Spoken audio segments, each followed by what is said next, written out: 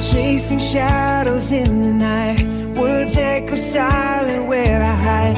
Every mirror shows a stranger's eyes, searching for the part of me that's mine. Let the sky ignites a spark inside, burning down to wait in the ashes of my fight. Truth is born again.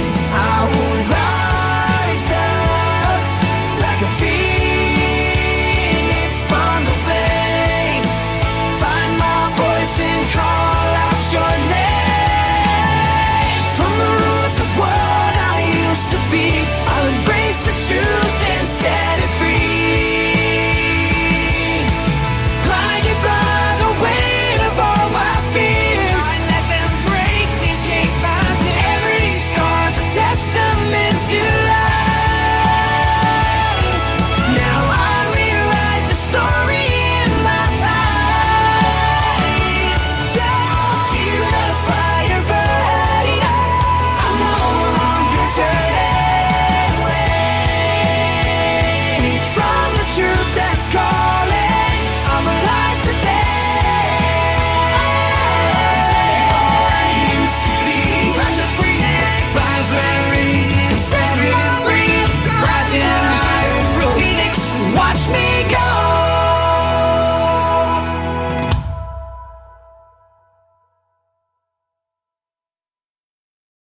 Brian is innocent. Brian has been essentially convicted in the media. He has a right to have this information withheld, brought out in public, so that people can see it's not this neat little package. So people can start to wonder if Brian's innocent. Your Honor, Brian is innocent. So if I talk about things that are in the affidavit, and if I talk about things that we're seeking that the state wants to hide, I think that's fair game for the public to hear.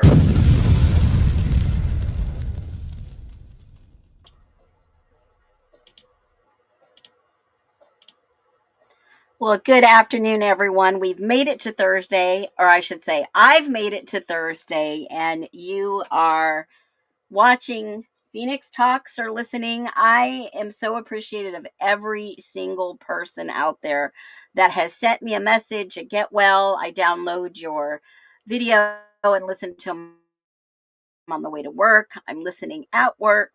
I appreciate all the truthful facts and evidence that you bring forward. I appreciate everything that you do for the victims. So let me just say this. Welcome back to Phoenix Talks. This is where we don't just watch the headlines. We try to understand them. If you're new here, this channel is about truth seeking, open-minded, and protecting, obviously, victims by demanding real evidence. How do we do that? We voice our opinions. People are listening. We are winning in this case, y'all.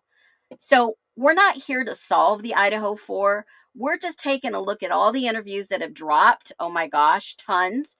And more importantly, what it actually shows and what it doesn't show. And of course, what might be missing. So if this sounds like you, that you're looking for truth-seeking, open-minded individuals, and obviously protecting victims where they are real victims, and demanding real evidence, real justice, welcome home. Because remember, the media doesn't exist to tell you the truth. It only exists to shape what you believe, what you are able to retain, to just make you believe what they want you to believe. It's like that one-sided coin.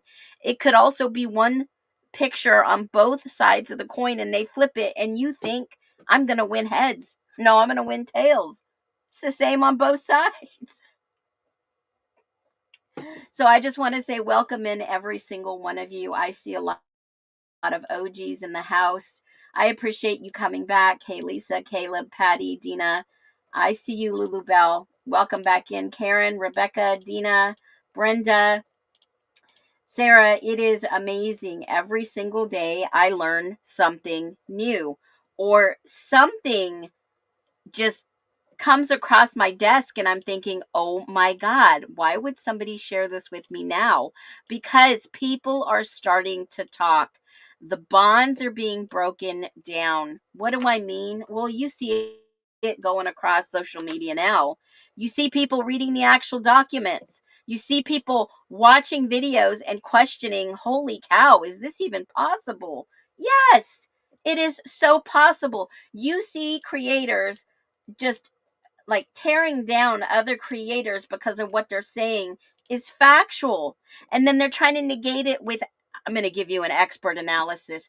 I've seen more experts allegedly hired to shift the narrative because us know nothings, us no career, no background, no specialty creators, which I can say there's plenty of them out there, they're not taking people as serious as they used to. So now you're seeing people come on here with ESQ at the end of their name, PhD at the end of their name, all kinds of crazy stuff. And I've seen this before, folks. I've seen this before.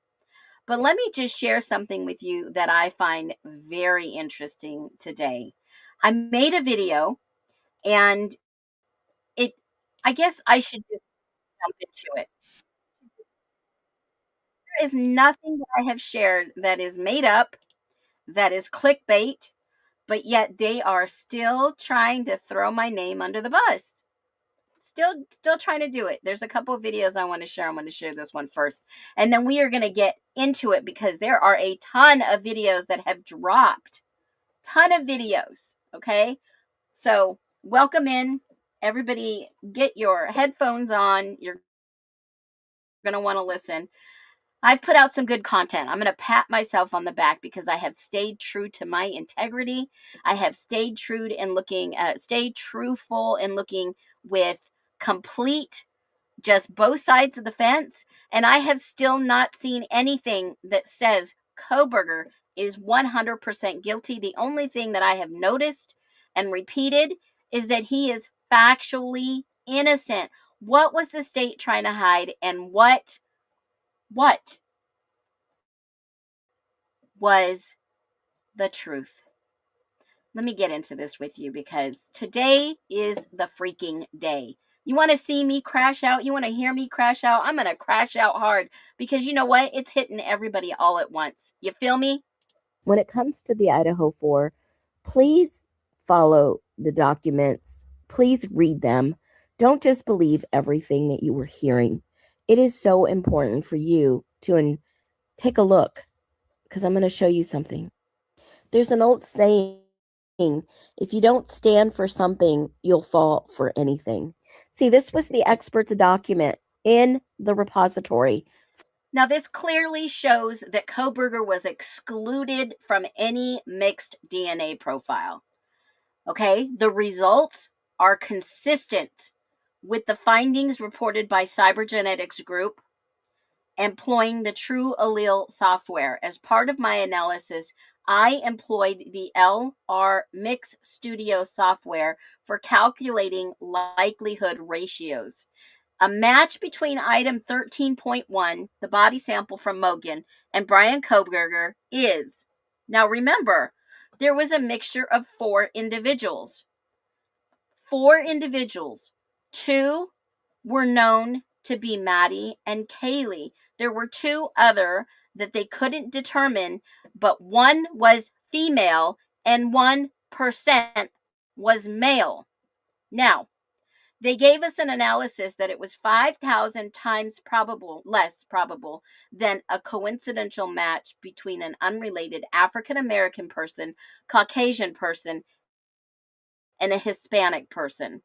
Now, I don't know what was 13.1. I have to go back and look at those 13.1. But this is, I believe, the mixed blood under Kaylee's nails. Don't quote me on that. I have to go back and I have to double check. Okay. So I just want to say that says 4 individuals, at least one of whom is male. And it wasn't Kohberger. He was excluded. Okay.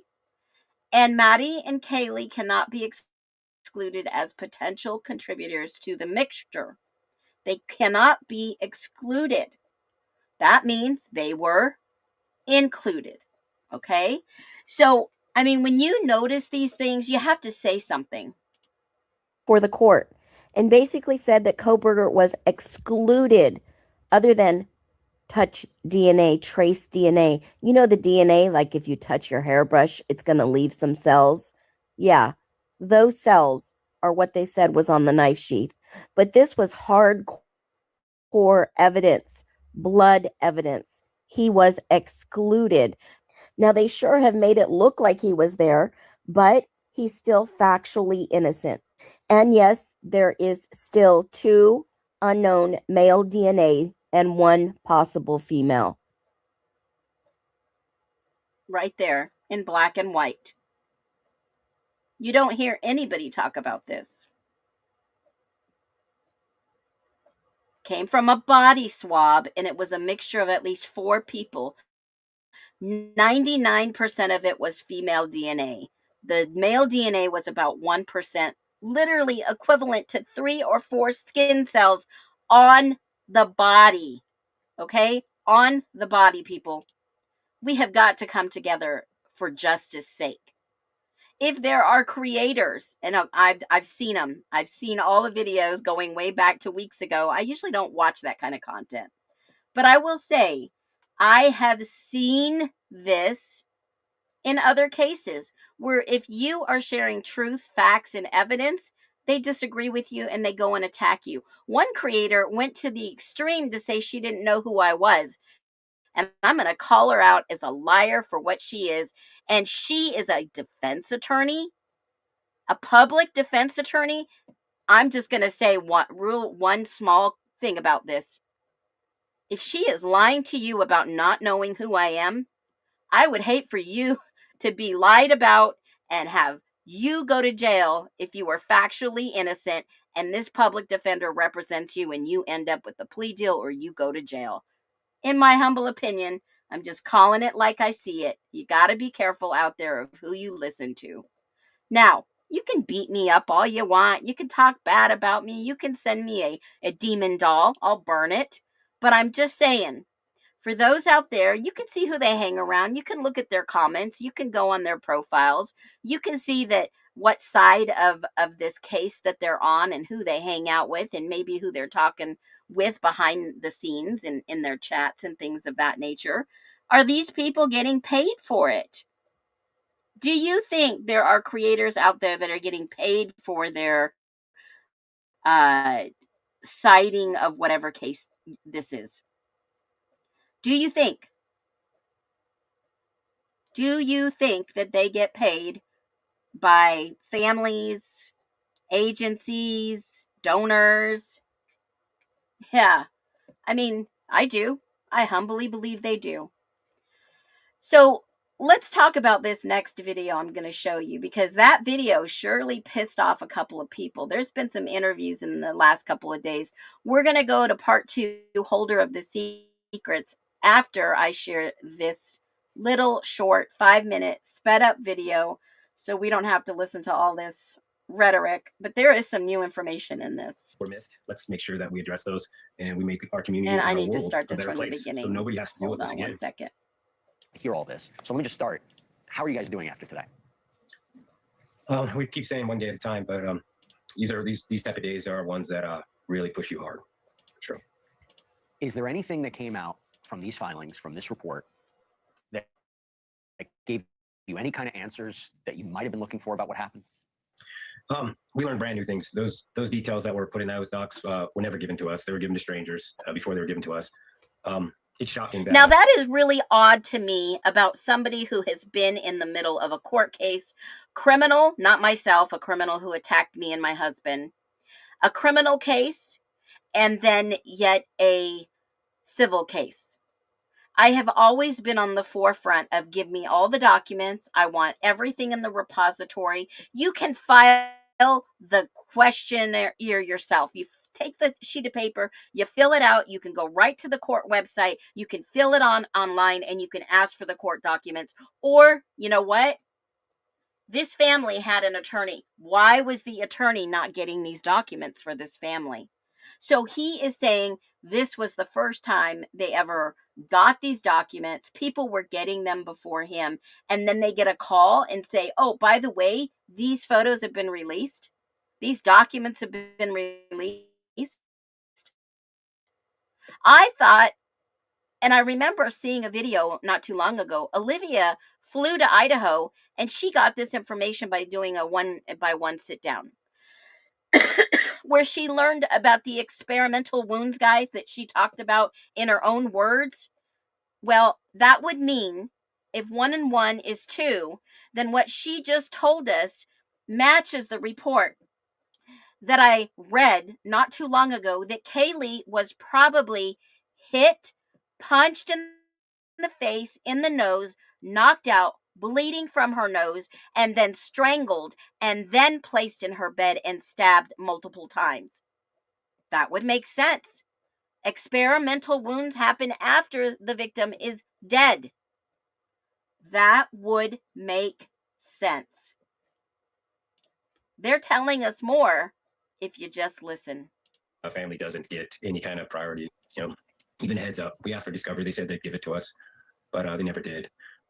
So yeah, we're working with legislators. We're going to try to fix this. Idaho has Bill 1135 that hopefully will protect this type of. So here's the agenda. Bill 1135 in Idaho. They are trying to get some type, and this was introduced in February 27, 2025. It aims existing laws regarding the disclosure of coroner records. Why are they trying to hide that? Why are they trying to hide the release of these records? And why did the coroner that did these autopsies quit and break the contract with them for over 30 years and said, I ain't going to be a part of this no more? Folks, I am telling you the truth here. If you go back a couple of weeks ago, I showed the article, the video that Dr. Singh, who did these autopsies, basically said, no more. I'm not playing by your rules, no more. Now they have to go out and get millions of dollars to build their own coroner's medical examination office where they will do autopsies themselves. I'm just putting all the pieces together for you. I'm not trying to solve this case. I'm just telling you what I see. So what they want to do is put Steve G in the face of this bill. And this bill seeks to provide that certain records regarding coroners shall be exempt from public disclosure. I would love to be able to see Dr. Singh's autopsy information, evidence. Who else would? Drop a 1. Are you entitled to see what happened to this in the case? Seriously, drop a 1 if you think that the public should be able to get the coroner's notes. I think so. We might see some truth finally, right? Because this bill is serious. They're trying to hide something, in my humble opinion. In my humble opinion, they are trying to hide something. And what better way to put it out into the public than by a bill? And this is basically, it was shared by US Weekly, word for word. You can read it, you can share it, take a screenshot of this. See, here's the deal. Public information keeps agencies honest. If you agree with that, type honest in the chat, folks. Type honest. How hard it is for you? How hard is it for you as a we the people person to type honest? It holds people accountable. It holds people accountable for the truth. Honesty is transparency. Let's listen to the rest of what Mr. G, I'll just call him G, wants to share with us through mainstream media. I need to come up with another name. Maybe you guys can give me some ideas. To make sure that it never gets out.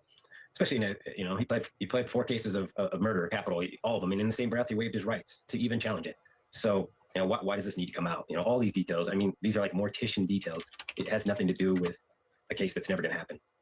Let me be clear. You're saying, did you even know it was going to come out today, or were you just shocked? Were you shocked by We that? had no idea. We had no heads up. None whatsoever. It goes to the media before it does us, and That's awful. we just find out through our phone starts going off. That's awful. That's awful. And now you're confronted with this. People will say this information can help maybe shed some light into the timeline of the attack, the intention of this. The injuries sustained by all four were awful. Were awful. But the injuries sustained by Kaylee and Maddie and where they were positioned and how many injuries they sustained to their face and neck, does this give you an indication that Bryan Kohberger was targeting? Why are they even saying his name with this case again, guys? I'm about to go off because you know what? He is back in the news. I can just share with you. I just did a search. Look at all the news in the last 2 days, 24 hours, 2 hours ago. Is he being moved out of prison? No. The answer back from the state prison was no. But yet, Crime News has an exclusive. Whoop, whoop on them. All these lies, all these clicks and likes and views to get them money is crazy. And I'm just exposing it. He is not transferring. He is not transferring. It's crazy. I will tell you, there are people out there that says, I am never going to talk about this case again. And then yet they're making videos. They're making TikToks. Let me share this one video with you. Let's finish watching this interview first. I'm going to be all over the map. Specifically? No, I think there's some timing advance records that kind of lead me to believe that it was enough. There was two individuals, but I think all the families tried not to go down a road where we blamed each other. Of course they could have blamed each other. Two of these parents and step-parent were involved in criminal activity. Listen to what he said. On a road where we blamed each other, or we tried not to go down a road where we Maddie might have been part of that, but you believe that it was another person that they were looking for. I mean, Maddie might have been part of that, but what was he about to say? What? I'm going to go back and I'm going to play this a little slower. It was another person that they were looking for. I mean, Maddie might have. Did he just say Maddie? Did he just say Maddie? I mean, I had to go back and play it a couple of times. Was that a Freudian slip?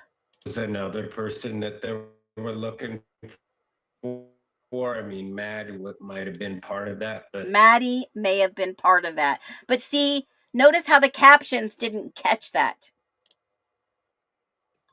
There was two individuals, but I think all the families tried not to. I had a thought process behind this, and forgive me if I'm wrong. I've known, I've been known to be wrong, and I admit my wrongs. But if they were looking for Maddie and they thought Maddie was Kaylee and they took Kaylee out first, could that have been what happened? Is that possibly what happened? They took Kaylee out first, then got Maddie, then Ethan, and then Xana.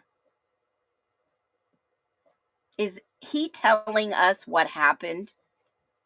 I hope their conscience eats them up until one of them finally says enough. Hold the freaking state of Idaho accountable. Go down a road where we blamed each other, or we tried to say one person's kid was more responsible, or exactly, one person's kid was more responsible.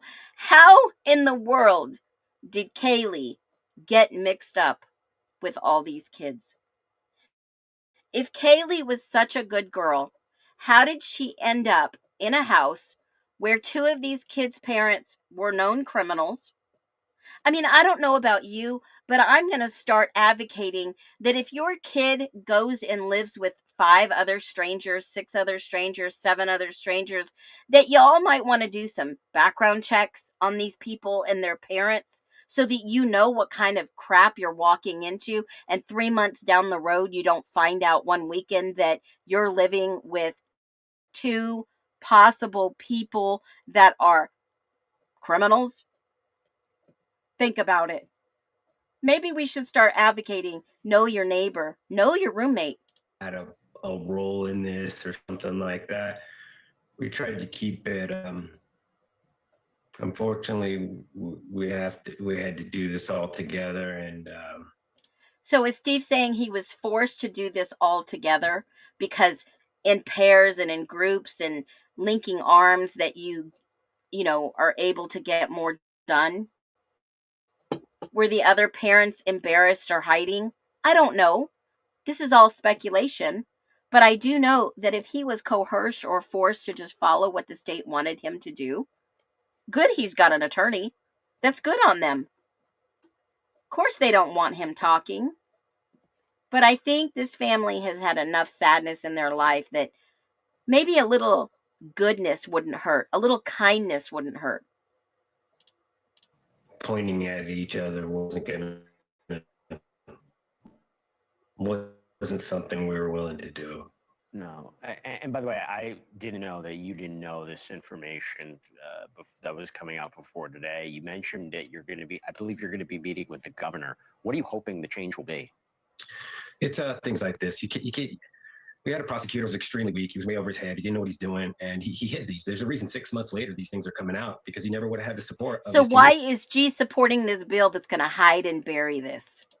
community. If these would have came out and said, "Hey, I'm going to go make a plea deal with this guy, and I'm not going to get the details of all the surroundings, the when, where, what, and how you did this," he didn't feel like he had to do that, and he hid all this stuff. And now that it's coming out, we're going to talk to the governor and say, "Hey, we can do better than this," and that means we got to do laws. We can't just let one person act like a judge and jury and make a deal, and then we live with it for the rest of our lives. And 6 months later, we're finding out new details of the worst moments of our children's lives. It seems like a nightmare that this couldn't be legal, but we hope to make sure that it isn't legal in Idaho in the future. And talking about legality, you and the other families have filed a wrongful death lawsuit at Washington State University, where Kohberger had been attending. Can you tell us the status of that and what you're looking for there? We're looking for accountability. I don't have an update on it. We expect to hear something this week, but when you reverse engineer everything that happened, we feel like there's lapse in accountability. And if that's anything we've tried to bring to the case, is how do we make sure this never happens to another family again? And if there was things that were missed, let's make sure that we address those and we make our community and our world a better place, so nobody has to deal with this again. And that's what this is all about. Thank you for watching. Subscribe below and download our News Nation app right now on your phone. Yes, absolutely. Thank you, News Nation, for that little bit of info. Let's get back to yesterday's. There's a lot of things to cover today. I've got a Phoenix Fireball that I'm about to drop. Drop a 1 if you want to hear it now. I'll give it to you if you want to hear it now. But drop a 1.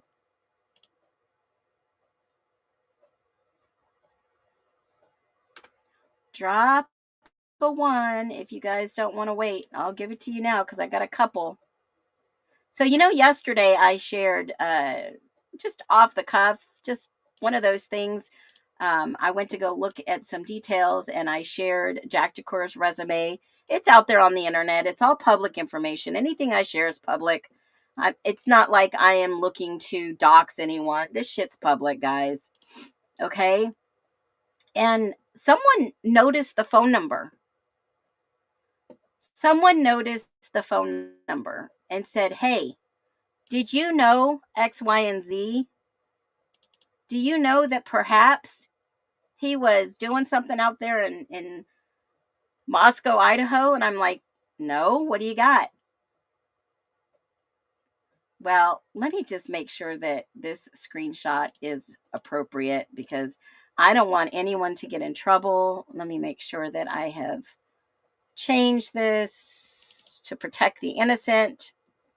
Now, I don't know if this is true or not, so let me give a big disclaimer.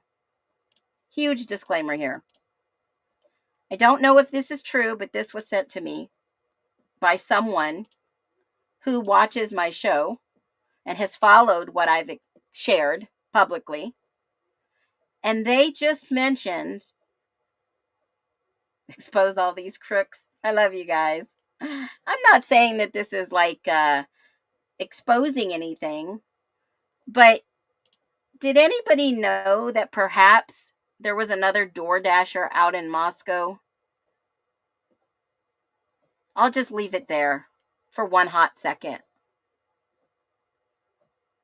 Does anybody know that he really was, to confirm this? I don't know if this is true, but this is what I was told. Does that make a difference? No, I'm not saying he did this. I'm not saying he murdered them. But what I am saying is this is one of those lies that they want buried and deeply hidden. This is all public info. All public info. Okay? Now, does this mean that he's guilty of something? No. There's a lot of things that match up. Was he, I don't know, at work? No. We saw him, obviously give his statement to the cops that he was dropped off. He left the bar. But I kept thinking back to what Dylan said in the freaking law and crime release of the Idaho 4 driving up on scene, and what they said, what she says out of her mouth.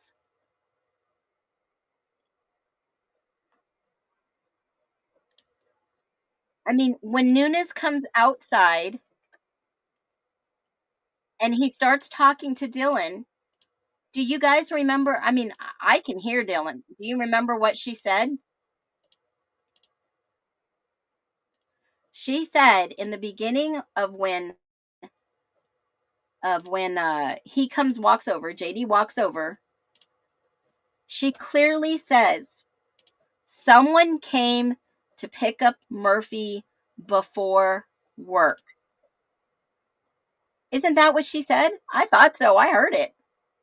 Let's listen. Let me turn on closed caption. Did they tell you anything?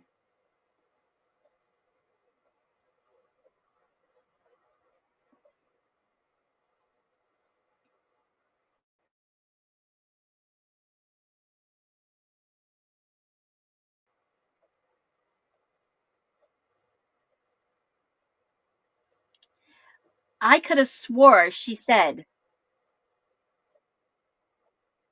that he came and got Murphy and went to work.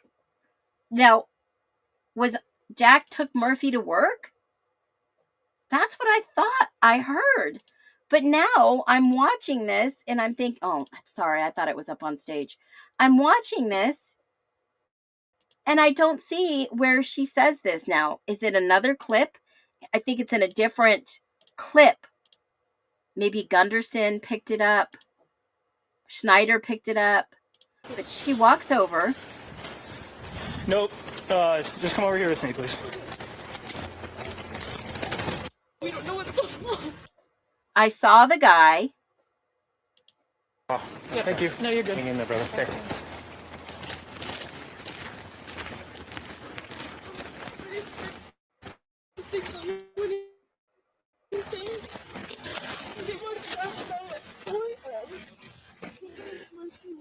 In the main room. Yeah, I just heard it. Something about Murphy going to something about work. Why is that not picking it up? I hear it. Come on. I hear it. He came and took Murphy to work. Guys, I don't make up shit. I'm just telling you what I hear. Did anybody hear that when you slow it down? I'm going to turn this up. If you got headphones, there's your warning. Some of this is redacted until when he walks up.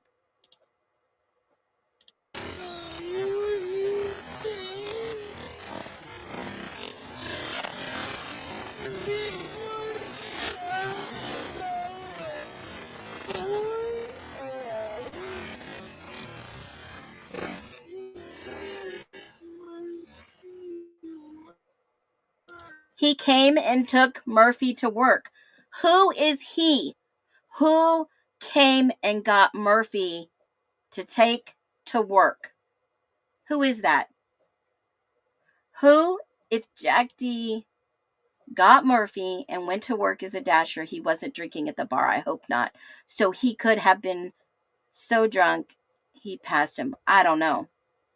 I'm just trying to put the pieces together here.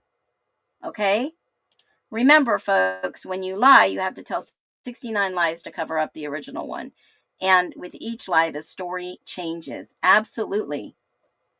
Yes, she said he came by and took Murphy to work.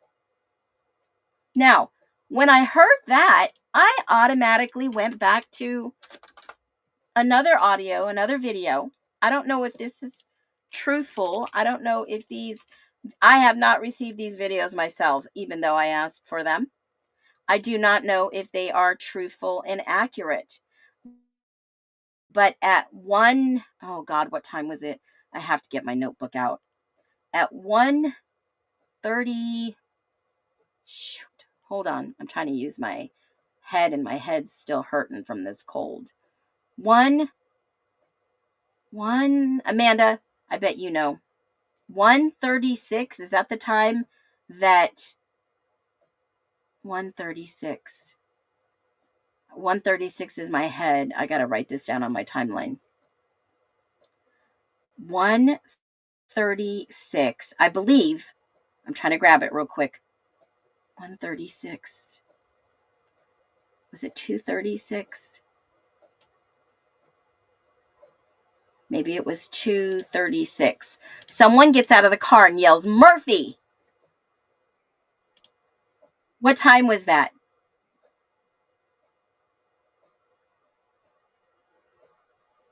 Exactly who is he? What time was that? I'm going to go grab the video. Hold on. There it is. I just heard it. 2:36 I have down. Hold on. Car pulls up.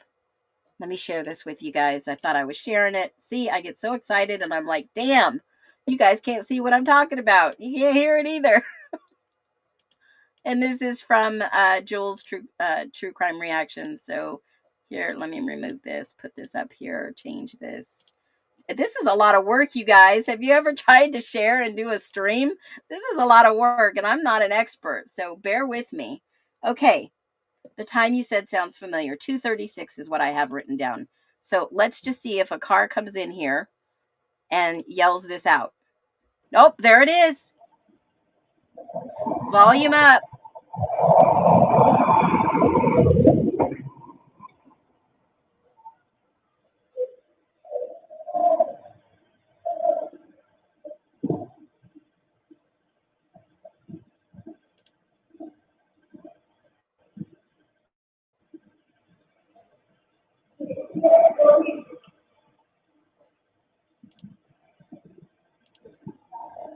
I'm going to change the speed.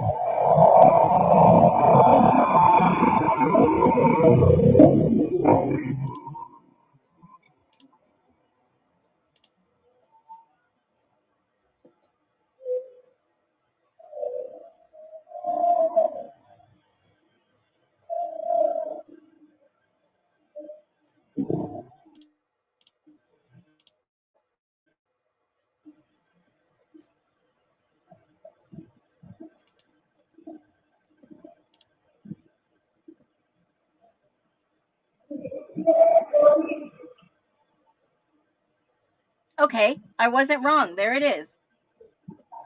There it is. And then they leave. I'm going to slow this down to see what kind of car this is.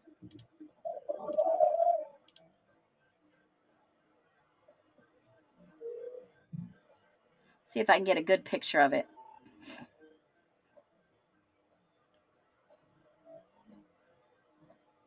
I'm going to run it through a filter too.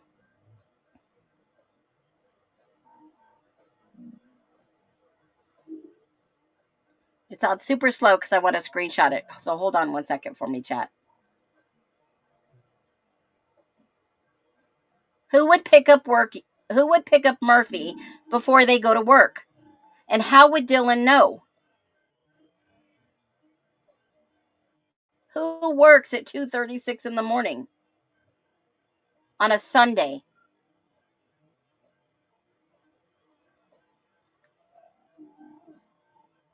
Who is he?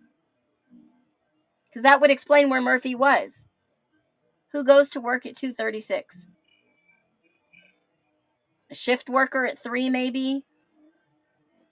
Looks like a white car. I'm just guessing because I can't really tell. They blurred this out tremendously. They blurred this out so much, I don't think I can get the car, but I'm going to try. God, they blurred it out. I'm going to try a filter. Backs up. Whose car is this at 2:36 and yells Murphy? Who is that? Is that Eric Gower? That looks like the back of a Prius. No? Oh my God, I'm going to have a heart attack. Who is? Oh my God, Patty just said it at the same time. Oh my God, at 2:36. Who knows Murphy?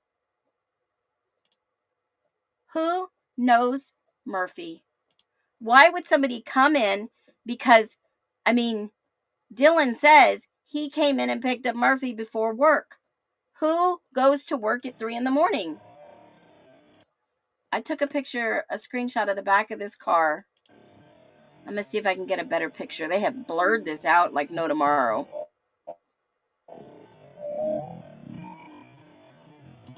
Looks like a frickin' Prius to me. Holy freaking moly, y'all. This case just gets wilder every single day. Can you tell me the type, make and model of this vehicle? Make and model of the car shown with the lights on. Lights on. And apply a filter.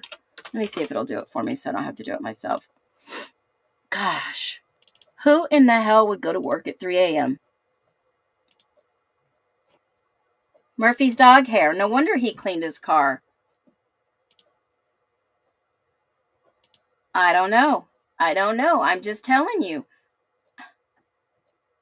Yes, he did have unaccounted time until 3:12. He said he got a call at 3:06 to go pick up somebody from 1119. He sure knows those people there very well, in my humble opinion. Okay, this vehicle appears to be a Volkswagen Golf. What? Who drives a Volkswagen Golf? A Volkswagen Golf or GTI MK4, approximately 1999 to 2005. That's what it's telling me. Who drove a Volkswagen? And if you're in here watching, you better hit that likes up button. You better hit that thumbs up button. You better drop me some cash. I'm not playing games no more, y'all. Gower owns a big diesel truck. We know that. I don't sell merch. I'm not out here looking for clicks, likes, and views. I'm just sharing information. And somebody is the holder of secrets out there. Okay, I'm just being sarcastic. You guys know me.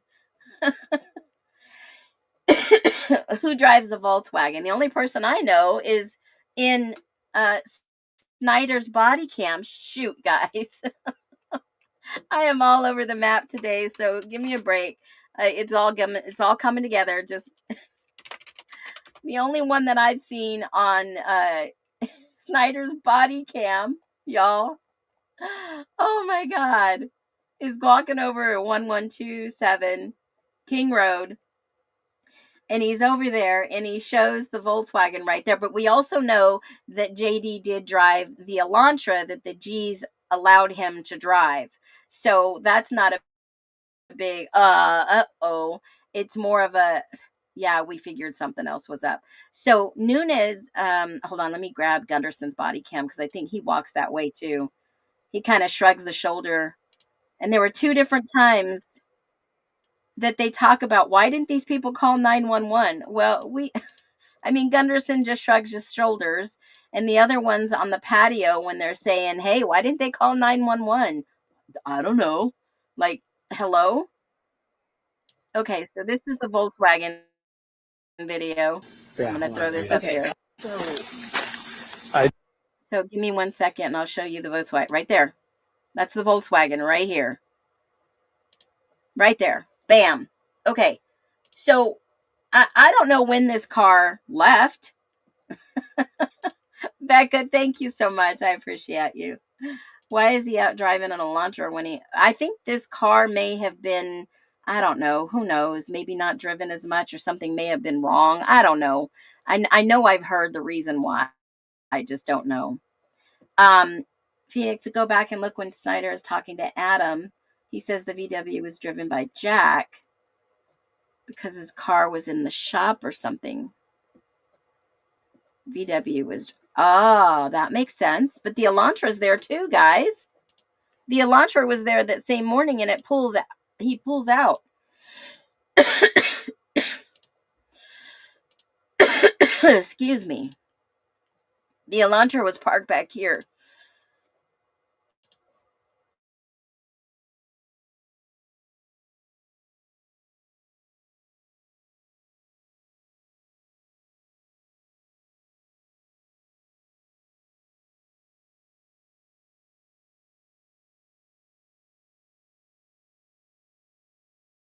The Elantra was seen at the 1119 parking. So it's cut out here, over here in this little outlet. And it's actually on someone else's camera. And they leave at like 10 o'clock in the morning. Right before all these police come. So that puts a couple more pieces together, which is just like a bombshell in my humble opinion. Look at the driver's side tire. Look at the passenger side tire. All right, let me go back. Passenger side tire.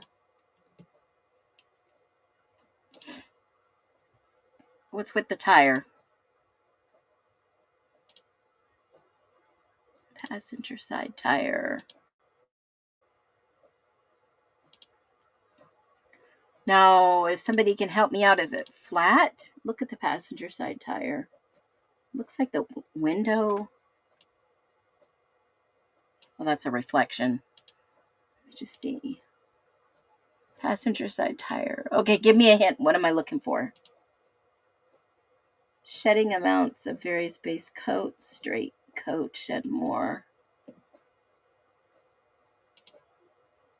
Yeah, they redacted how many vehicles he owned. Sagebrush. Can you play the clip with Adam? Absolutely. Let me go back and see. Look at the driver's side tire. Driver's side. Okay, hold on. Let me look at the driver's side tire. Let me see if it shows it when he walks up. Hold on. I think it already starts when he's there. So let me see. Driver's side tire. I'm going to slow this down. I'm going to turn this sound off because it's annoying when it's loud.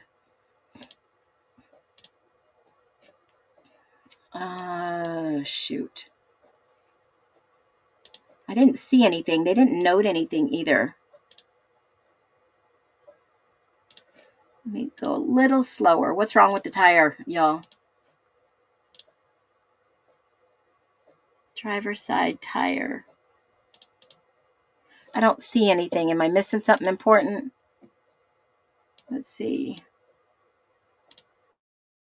Oh, yeah, by looking at the tires, you can tell it. Yeah.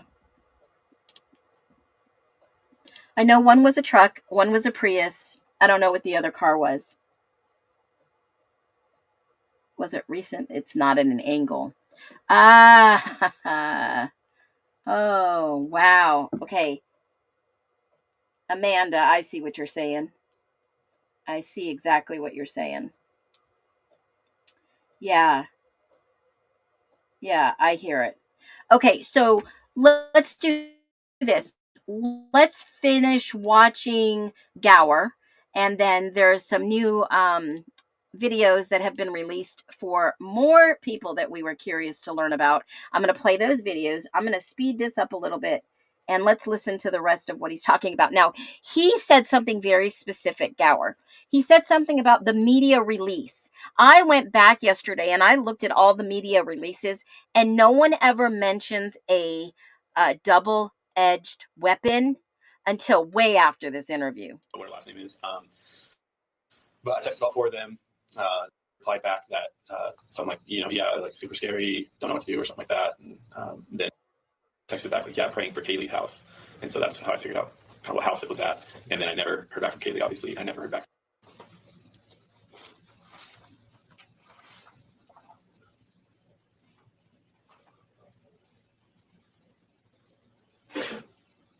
When did you become aware that it was a quadruple homicide and that they'd been stabbed to death? The quadruple homicide through the Vandal alerts, the stabbing just whenever the press release went out, edged weapon. We're all kind of trying to hypothesize or whatever. So when he said 4 dead, we're like kind of thinking, probably fentanyl. They probably doing some drugs or something. And they just party drugs, whatever, and probably got fentanyl. And then heard through kind of the grapevine, people were thinking there was a lot of blood. And so then I was like, well, even King Street doesn't sleep sound enough to like sleep through 4 gunshots. Like there's no way that would go unnoticed. And so then I was thinking it was probably either stabbing or blunt force, and then found out edged weapon or edged light weapon, whatever was in the press release. When did the Vandal alert come out that 4 were dead? I couldn't tell you. The first one I think got sent out at like 1:05. Same day though. Yeah, they're all on my phone. All the text messages the university sent out. So when you finally understood that 4 were dead and that they'd been murdered with a knife, what did you think? Just doesn't happen in Moscow. This is just, first thought kind of once I got past like the shock of it when we found out male and females, kind of figured, especially like grade levels, he was like a freshman and I think they were all like juniors and seniors, kind of figured he got the boot and then kind of flipped on him. But then they're all like the same age levels and everything, and obviously the pictures and everything.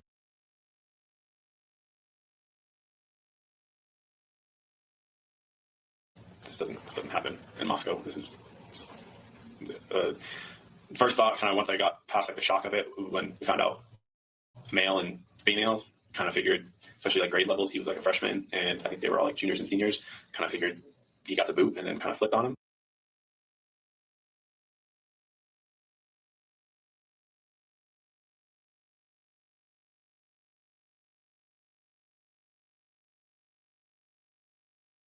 Wait a minute. Who got the boot and who got kicked out? Who is he talking about? Ethan? What is he saying? Yeah, they're all on my phone. All the text messages the university sent out. So when you finally understood that 4 were dead and that they'd been murdered with a knife, what did you think? Just doesn't happen in Moscow. This is just first thought kind of once I got past like the shock of it when we found out male and females, kind of figured, especially like grade levels, he was like a freshman and I think they were all like juniors and seniors, kind of figured he got the boot and then kind of flipped on him. What the frick? He got the boot and the girls flipped on him. Who are they talking about? Who got the freaking boot? Who got the boot? How'd the cops not catch that? I don't know. I'm sure they caught it, but they just glazed over it. He got the boot and they flipped out on him. He flipped out on them. Who got the boot? Is he talking about JS? He's got to be talking about Ethan. He's the only freshman. Same storyline as DM. Yeah, kind of.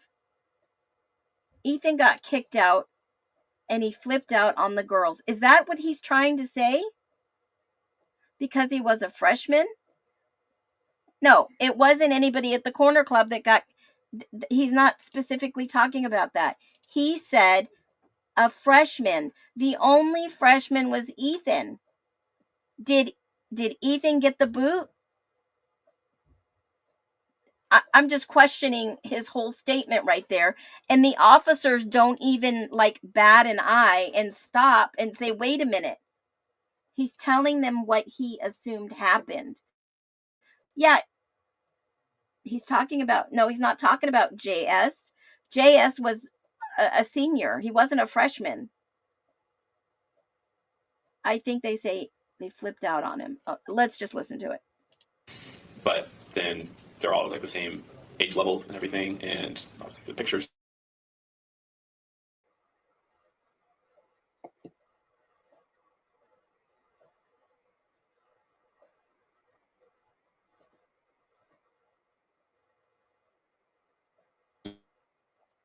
everything, doesn't seem like that would probably be like this.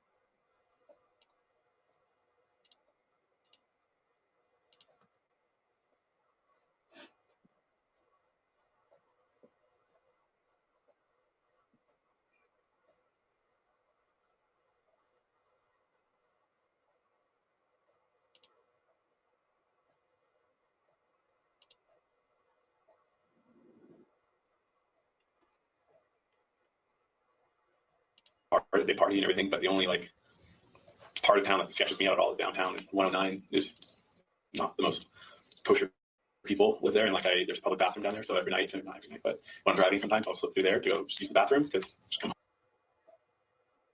home.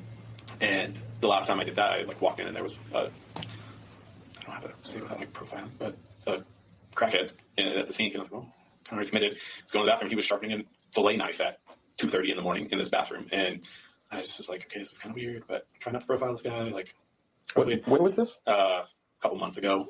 Like, he like crackheads, kind of like very jumpy maneuvers, and he all of a sudden like bolted to the bathroom stall behind me to get like toilet paper or something to wipe off. The Nice story man. this guy I felt has really as bad. an I felt Uber kind of bad Lyft afterwards. driver. I'm telling you. Now, I'll just say this. When I lived in Japan overseas, I was in the military. And, you don't make much money in the military. I'm just saying active duty. And there was some things that I wanted to buy. So I got a part-time job. And the only job that would allow me to make decent amounts of money was driving a cab on base to all the Marines and the sailors that were coming back after their Friday, Saturday nights, And I mean, I made good money. I remember one night I made like $500 in tips, just driving people around. Drunk, yes, but you learn a lot of stuff in a cab from repeat customers, guys. I mean, there was an instance, and I'm just going to tell you, this was 30 some years ago. There was this guy who I knew and I worked with, and he was engaged to another woman that was active duty military. And he came through with this Japanese girl. And, obviously he said, take me to so and so. And I'm like, okay. And your passenger? Yep, she's going with me. I'm like, okay. Sometimes I didn't want to know. But I will say that allegedly he had a fiance and he had a girlfriend, a long-term girlfriend. And of course, that was not my business to share. I was in the intelligence community and I could keep a secret, folks. And I have never shared that until this day. I'm not given any names. It is something private, but I'm just telling you, there are so many secrets and information that you learn while driving a taxi. Just saying. I'm sure he's got a lot of stories. This guy's sharpening a knife in a public bathroom downtown at 2:30 at night or 1:30 or whatever it was. But I mean, it was a while ago. Hang on. A couple of months ago. Where exactly? The public restrooms downtown. There's only one set of them. They're just off the playground on what we call Friendship Square.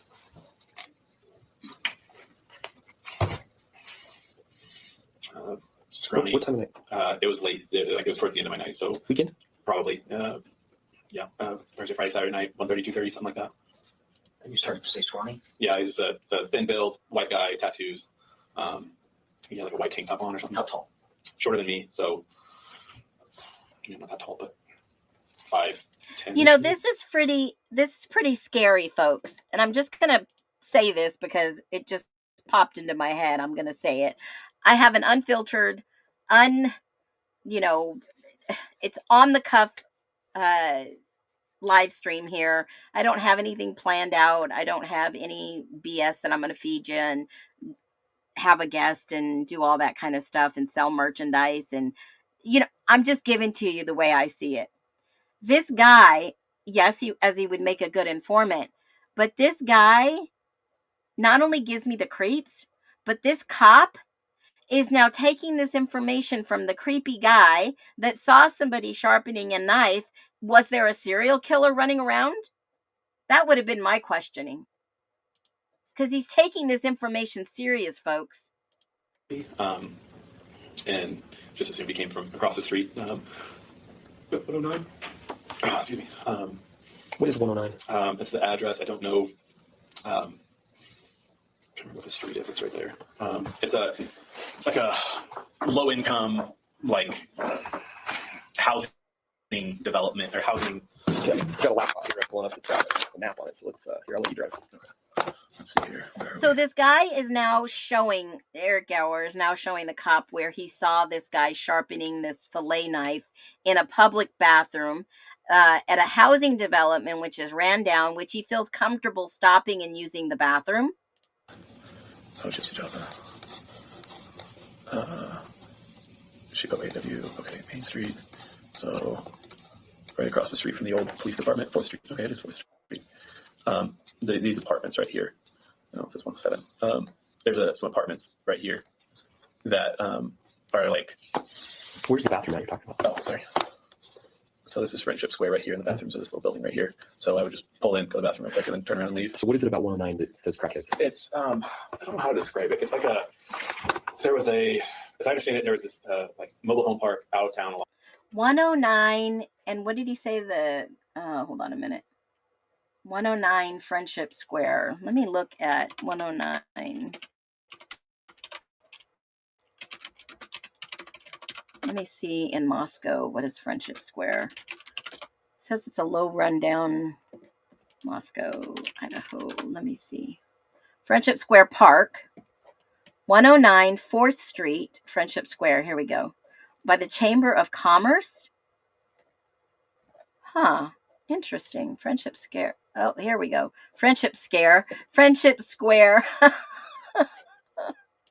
I crack myself up sometimes.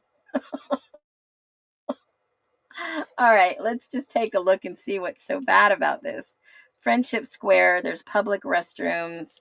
Here is what Friendship Square looks like. Why would he be stopping there?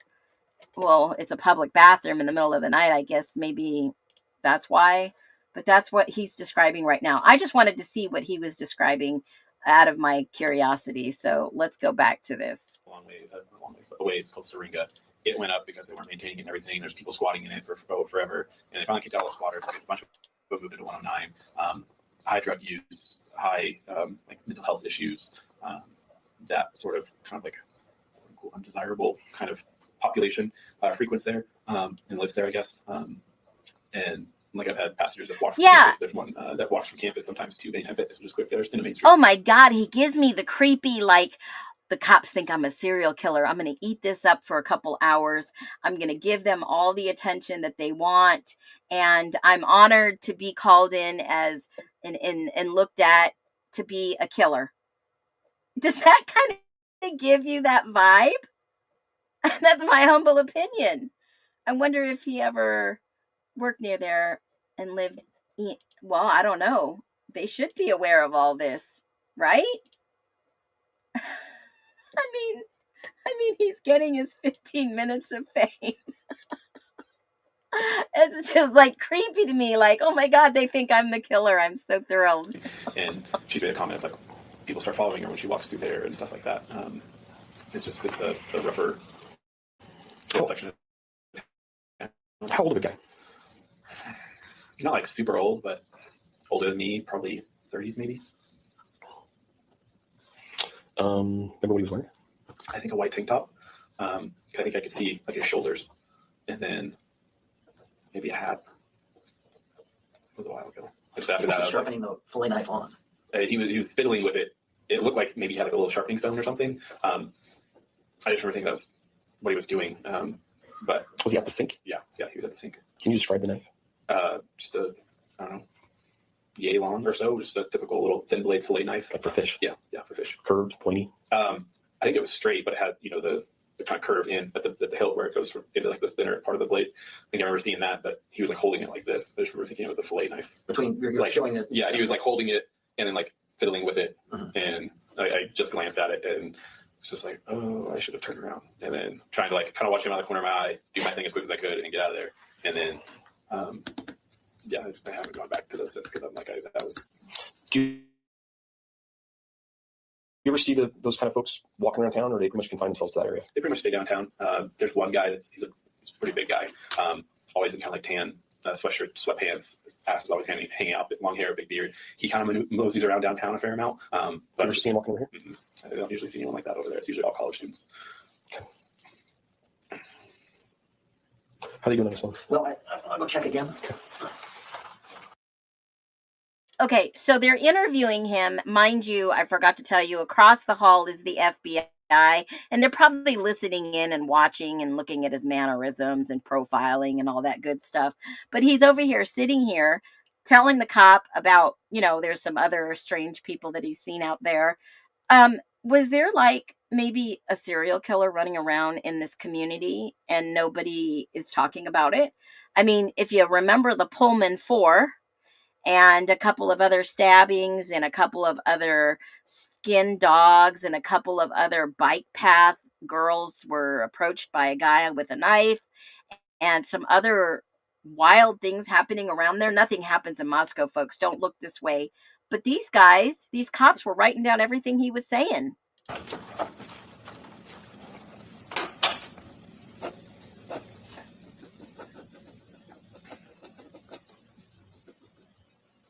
Is there anything else we haven't talked about that we should talk about?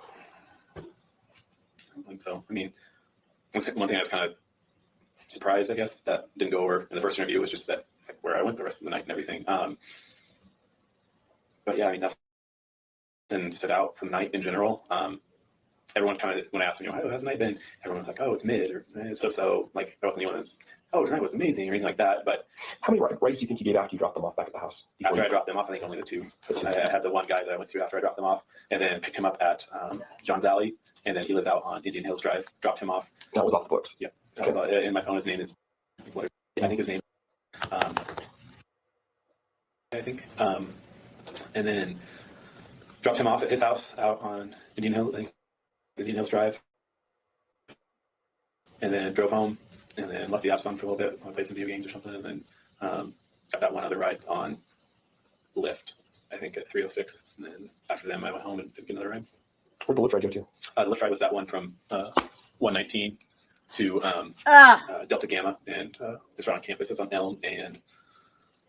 Can I use this again? I think I know where the DG house is. Okay, yeah. Oh, yeah, you went to school here.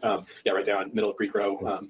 They reversed the one-ways around a little bit, so pulled up between Pi Phi and Pi Kappa Phi, and then just turned right there at their anchor and stopped. And then I'm pretty sure it was two girls and a guy, because I think the two girls walked towards DG, and then he was walking towards Beta, because I was trying to see where everyone went as I was trying to pull away, and they were separating but still talking. He was kind of standing in the middle of the road.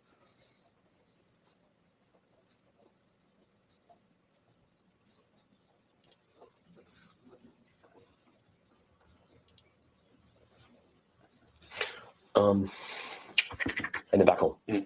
What video games were you playing? I played, I got a new Call of Duty. Pretty sure I was playing that. Call of Duty Modern Warfare 2. So phone's done. So Here's your form. Let me talk to you a couple of seconds real quick so we can organize something or not organize something. So let me get this right before we finish this video and go on to the next interview. You guys, I've got 3 interviews. So listen to this. He leaves 1122, drops the girls off, leaves, pulls over off a Taylor, clocks out, but he's already logged off per the Uber receipts that I showed you yesterday in the reports that came back from Uber. He is off the clock at 1:15, gets the girls, and then leaves them at 1122, pulls over to Taylor, vacuums out his car or whatever because Maddie left crumbs from the mac and cheese. And I'm sorry, not the mac and cheese. It was the carbonara effect, whatever mac and cheese that is. What does it have? Some secret ingredient or something like that. Anyways, then he's off the clock, goes home, okay? Goes home, plays video games for a little while. Then he gets a call at 3:06. Now, he told the officer that he was home between 3 and 4, I think. Was that right? Between 3 and 4? But, I mean, obviously he doesn't live too far away from this area to go home, play some video games. Now, why would he go home at 2 a.m. when that's the time that most bars let out and the most rides are probably going to be needed? Does that make sense? Logically, to me, I'm thinking, when I was a taxi driver, man, when the bars closed down and the A club and the C club closed and the O club closed, I mean, that's when you had the best rides. Yeah. Why would I go home and play video games at the peak of when people need the rides the most? Doesn't make sense to me, but then again, I probably don't make sense to most people. So we're leaving the room here real quick. We're still on video, so. Okay. Pick your nose.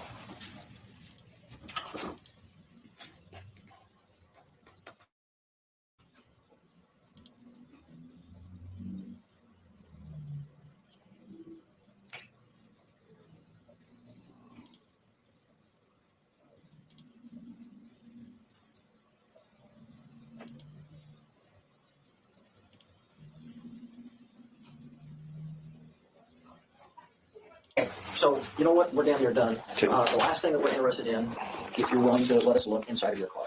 Did you drive your Uber car? I did. Okay. I was going to try and drive this weekend. I was planning to drive last night. So I'm usually the only one. So what we'd like to do is we don't want to draw attention to you, and there's media all around here. Okay. And if we look inside your car or search your car or anything here in the parking lot, they're going to take pictures of us doing that, and your car's going to be on the front page of every newspaper in the world tomorrow. Yeah, that makes sense. So we want to avoid that. Okay. So Appreciate it. what we'd like to do, if you're willing, is we'd like you to drive. Let's see, where are we? We're in here somewhere. That's Palouse River Drive right there. Yeah, so we're up here. Yeah. Okay, so we'd like you to come down to Palouse River Drive and drive out here and drive in here. This is an ITD yard. So Okay. just drive down to the ITD yard. We'll hop in an unmarked car. Okay. We'll follow you down there. We'll pull your car inside of a bay in a building. Okay. And there won't be any press down there. So nobody's going to take pictures of anything. Nobody's going to think anything. Okay. I'm just And- trying. I had a friend I think that lived in it, so I'm just trying to figure out where I need to turn here. Well, I think you need to go past this Yeah. building and then you turn in here. Okay. So if I get to in the third one, Yeah, just Right after the- pull in there between the two buildings. I'm not sure where the bay is they have for us, but if you'll pull in there, we'll have somebody come with an alternate light source basically and just kind of look around. okay, well, that's what I was And going to say with that. Like I had my dog in the car last weekend, so I did vacuum the car. Didn't wipe it down or anything, but I did vacuum it. no, that's totally fine. It's just Yeah, no, it's all good. yeah. Okay, I'm going to.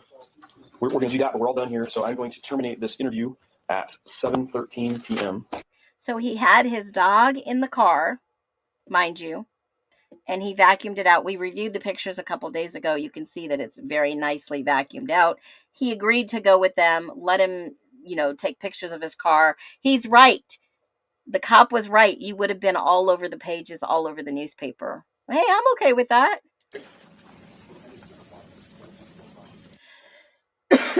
They end the interview. I've got one more interview segment lined up today. It's going to be interview heavy. This is pretty darn amazing that if you guys, again, I share Connor all the time. If you guys haven't been able to go over to his page, we've got the Walenta Boys interview. Simon, Matthew, and Tyler up next, which hopefully I haven't watched. I'm going to put it on a little fast forward. I don't know how long these guys are, but I want to be able to run through these and be able to watch with you, but not have to be here all night long. It's about 12 minutes long. Yes, so This conversation so I don't miss anything. Okay, so you mentioned.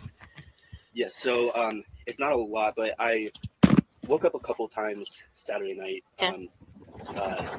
Roommates coming in and different things, and around 4, I think when I looked at the clock, it was maybe around 4:17. I woke up and I didn't hear. So it takes a lot for me to wake up. Yeah. So that's why I was kind of surprised I woke up, and I didn't hear anything at first, but after maybe 5 minutes, that's my best estimate. I was pretty in and out. I started hearing dog barking. Sounded like it was coming from that direction from the house. So I believed it was their dog. Okay.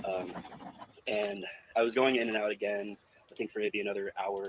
Okay, so that would line up to the audio that we heard in a couple of those videos that had been released. The dog was barking, and I know a lot of people are like, okay, who's Simon? Lived in the area, works at Schweitzer, and it looks like he probably was, I wanted to see if he was associated with any frats. Hold on. Doesn't have anything up here. Computer engineering. Courses. College of the Desert. That's out. Wow. What's he doing all the way out here? Prince Circuit Board, electrical engineer, intern. Interesting. So he knows Tyler, knows a couple of other people. I am going to see if he is on Insta. Let's just see. I do not know much about this guy, so I'm wondering where he was living. Has anybody done some research yet? Simon G.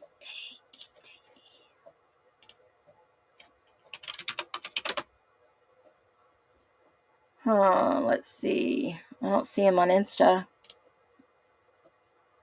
Nope. That's the only thing I see him on is on LinkedIn, so interesting. Let's watch the rest of the video. I kept hearing the dog barking outside. Thought it was very peculiar just because I've lived here since January, and I've never heard that dog outside barking in the middle of the night. And that's all I really have. Okay. And That's all I really have. 17. Yes. When you looked at the clock. Yes. After you were woken up by the sound. Up and here, so it takes a lot for me to wake up. Yeah. So that's why I was kind of surprised I woke up, and I didn't hear anything at first, but after maybe 5 minutes, that's my best estimate. I was pretty in and out. I started hearing dog barking. Sounded like it was coming from that direction from the house. So I believed it was their dog. Okay. And I was going in and out again. I think for maybe another hour, I kept hearing the dog barking outside. Thought it was very peculiar just because I've lived here since January, and I've never heard that dog outside barking in the middle of the night. And that's all I really have. Okay. So who out there, I mean, somebody just brought this up, and this is a very good topic. So was the Taco Bell receipt alibi just a joke? Must have been, because he never said about anything about Taco Bell. I've never seen anything about Taco Bell, but yet, don't you think the killer would know there was Taco Bell wrappers inside Xana's room? Think about it for 1 second, folks. I mean, there has been some things that I have seen, and I have questioned where they came from because I haven't seen it in any documents, no interviews, no family members, no nothing. And just like when somebody makes a comment, I'm on like, oh, get out of here. You're not going to Gigolo Beach me, right? I mean, think about it. I mean, come on. If the killers are still out there, do you think they're trolling the internet, messing with people? Do you honestly think that they would be doing that? I mean, all the rumors that are coming out about this over the last 3 years, some of these things only the killer would know. Only the killer would know. See, they tried to associate the Taco Bell with Eric Gower for years. For years. Wow. That just blew my mind when you just mentioned that. All right. Let's set your clock back 50 years so we can watch this guy. Or 17. Yes. When you looked at the clock. Yes. After you were woken up by the sound of the dog. Yes. Okay. And then did you look outside at all? No. I have my room is downstairs, like the closest, like I can look out to the house from my window down there. But I have blinds that cover it up, and I'm a very deep sleeper, so I was just kind of going in and out, just kind of falling back asleep, waking up. I didn't really think too much of it because there's a lot of noise that happens, especially with these streets with the outhouses. Yeah. So I didn't really think too much of it at first. So I just kind of went back to sleep. Okay. Yeah. And the dog was barking for how long, do you think? I think the last time I woke up was around 5.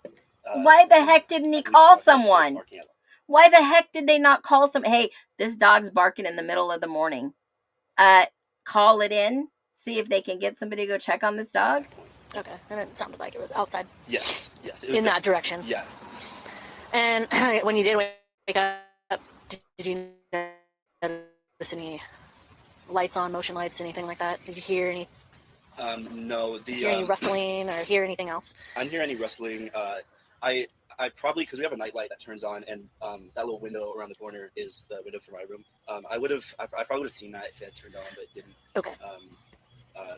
Other than that, my room's very dark, so if there was a light or that, if someone like trips that, Yeah. you would have seen anything. Yeah. Okay.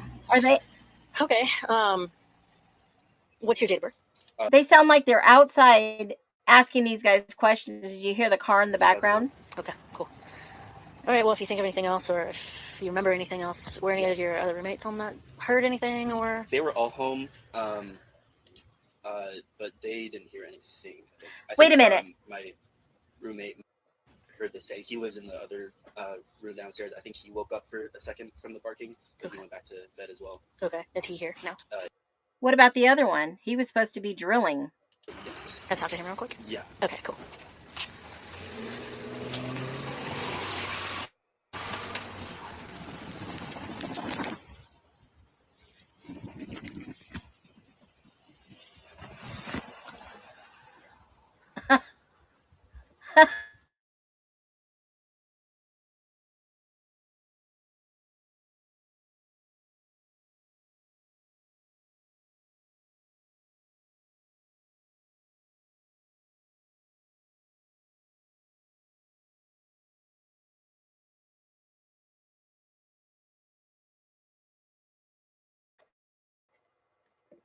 Did I lose you guys? That is Jared Nelson. Look at this guy's tag on his uniform.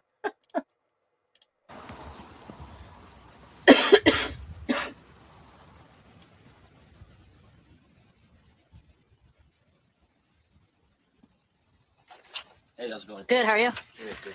Do you want to stand inside so you don't get Yeah. too cold? Okay. Sounds good. Okay. Yeah. I want you to freeze it up. Okay, so is that your full name? Yes. And what's your date of birth? 2000. How about a good phone number for you?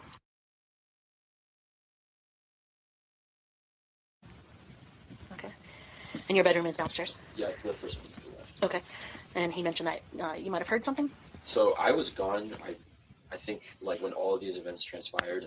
Yesterday, I did this thing called Extended Training Day. It's like this thing we do in ROTC, but basically, like, I was up at 2:30 in the morning, and then I was out the door at like 3. Okay. And I was doing stuff with them until like 6. So I was gone pretty much the whole day yesterday, but I heard about 2:30 p.m. or a.m.? 2:30 a.m. was when that was when I woke up. I left the house at 3 a.m. And then, yeah. And then I was at Extended Training Day until like 6 because we went to Buffalo Wild Wings after it. And then, Where was the training? so it was in a lot of different places. We started at Guy Wicks Field, which is here on campus. And then we went to the UI pool. And then from there, we went basically all the way to Pullman. We went to like, it's called Terraview. It's like that first stoplight before you get to Pullman. Okay. So we rucked all the way over there. And then we rucked all the way back. How many other people were you with? There's probably like 20 people total. Okay. 10 actually doing the event, and then another 10 like facilitating it. And was it with people that you're normally with? Yes, people in ROTC. Okay. Was there anyone that maybe wasn't present that normally is with you guys there? Not that I can think of. No. Okay. And so you left at 3 in the morning and drove there? Yes, I drove to the Buffalo Wild Wings. That was the meetup point, like the parking lot. Okay. What time do you think you got to Buffalo Wild Wings? It would have been shortly after 4 because that's when the event ended at the pool. Then we were there for like a little less than 2 hours. I left around like 6:15, something like that. In the morning? No, this was at night. So this event was like pretty long. It was like a 12-hour training event, and then we went to Buffalo Wild Wings after. So that was the meetup point. So we parked there at 3 in the morning. Okay. Walked over to Guy Wicks Field, did the whole event, like did everything, and then after the event was over, we finished at the UI pool, and then that's when we went to Buffalo Wild Wings, got some food to like celebrate, and then got back in my car and headed back here. Got here about 6:30, something like that. Okay, so when you left at 3, remember seeing anybody out and about or anything out of the ordinary? I wish I had. That's the thing is like when I had heard that it happened so early, I kind of wish I was trying to like retrace my memories, see if I remember anything, but I really don't. I was just like really in a rush to kind of get out the door. And when you were awake at 2:30 or 3, did you hear that dog barking at all? Or? I don't think so. I don't think I'm pretty sure I would have heard it if there's a dog barking, but again, like I was just kind of in a rush. Yeah. Okay. So. And any of your other roommates that were home that might have heard that? And I think Sebby heard it. Yeah. Yeah. He was the only one. Okay. I don't know. That's my brother who just walked in. But okay. I doubt he heard it. Hey, you might find it. Yeah, you could have him. Yeah. Did you hear a dog barking at some point? Would have been the morning. Okay. Because he said he heard it, but I didn't hear anything. What time did you hear it? I heard it like. Okay, so I don't think Hi, I'm Danny. Nice to meet you. Nice to meet you. I didn't hear dog barking at any point. I had gone out to the bars that night, and we got home around 2:30 in the morning. And my sister was in the same sorority as Maddie, and saw Maddie out at the club. Yeah, no, it wasn't John's. I'm pretty sure it was the club for sure. Oh, Corner Club. The Corner Club. Okay. So, and we were at the Corner Club like right before they closed. Mm-hmm. So she was out like really late, and yeah, and then I just laid in the living room for a long time, for like probably till like 3 in the morning. And I didn't hear any dogs, but I sleep with earplugs in, so that's why I wouldn't have heard anything. But their rooms are more like outside, so that's why it sounds like. Did you hear it or no? No, because I was out the door. You had, you left when I was still down there. So. And what's your?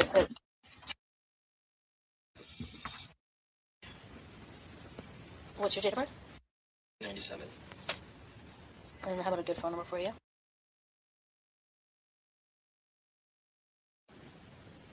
And what's your sister's name?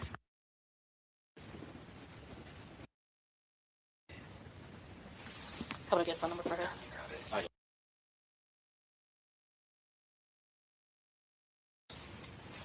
And so she's in with some of Maddie. It sounds like Maddie. She's an ex-member. Was an ex-member, but they were still loosely connected. And then Shayna, I can't remember. Zana was in. And who out last night? Saw Maddie out. Maddie Mogan. Logan? Mogan, yep. Because Madison Mogan is my sister's ex's ex. Does that make sense? So my sister's ex, Maddie, is his ex. Okay. There's a lot of Maddies here. Yeah, there's a lot of Maddies. A lot of Maddies. I need a little flow chart. Exactly. Yeah, I need to draw it for you. But my sister and her, they used to have a little bit of tension, but then they were good. And so that's why my sister was like, oh, I saw Maddie at the bar. Like, I should have said hi to her, but I didn't. And then, yeah, the next day, we found out that this was happening. So, okay. Yeah. Okay. Anything else you guys can think of? No? I don't think so. Okay. Cool. So then you weren't even here, it sounds like. You heard the dog barking. Yep. All right, cool. Well, thank you. Yeah. If you have any other questions, I'll reach out to you guys. Okay, cool. Do you mind if I ask a question? We're safe here? Because I know it said there's no threat, but the suspect is still at large. We don't know. Like that's been our biggest concern. It's like the fence line is shared with us, and like two of the girls being the same story as my sister who lives here, we were kind of just like, anything we can. What's the threat level at the time? Yeah, I mean, I think the suspect is still unknown at this time, and so we're still trying to determine. All right, forgive me if I'm wrong for assuming, but you've got 3 strong guys here worried if they're safe. What is that all about? Please tell me. Who it could be. So definitely still just be cautious, diligent. You know, if you see anything that seems weird or strikes you as odd, definitely call us and let us know. Okay. So, well, yeah. Okay, cool. Well, thank you. Yeah, thanks, guys. Yeah. All right. So that was the last interview that Connor had posted. Now, Connor has also posted quite a few other things on his page today. Like I said, you guys can go and look. But I wanted to go and look at this real quick. I don't care. Hopefully you guys won't mind if I do. If you guys want to hang out with me, I'm going to be here for a little while longer. I know I've already been on an hour and a half. Most people, tune in, tune out, come back. But I wanted to watch these. Some of this is redacted, so it's not me that has turned the audio off. I want to go back. They've already talked to these people, but they go back. So I'm interested in this one because this is where it sounds like the dog was barking from. Hello. Hi. How are you guys? Good. How you doing? Good. My name is Jason with Moscow Police. You guys been here most of the day and last night? Okay. Did you guys hear anything? Woke up this morning? Anything at all? I didn't hear anything. I went down to do my laundry in that last one and then just saw you guys already there with the caution tape. But we've been anxious, and he has an apartment, so we didn't know if we should leave to go to his apartment or if we should just stay in here. Yeah, fine's right here. Stay here? Yeah. Okay. So nothing woke you guys? Yeah, no, we didn't hear early any morning hours? gunshots or anything like that. No screaming. Okay. Excellent. Well, thank you guys so much. If I have to get any information, I'll come back, but I think just the number. Yeah. Perfect. If you notice anything out of the normal or do recall something, just something that happened to wake you up in the middle of the night, let us know. Okay. Thank you. Thanks.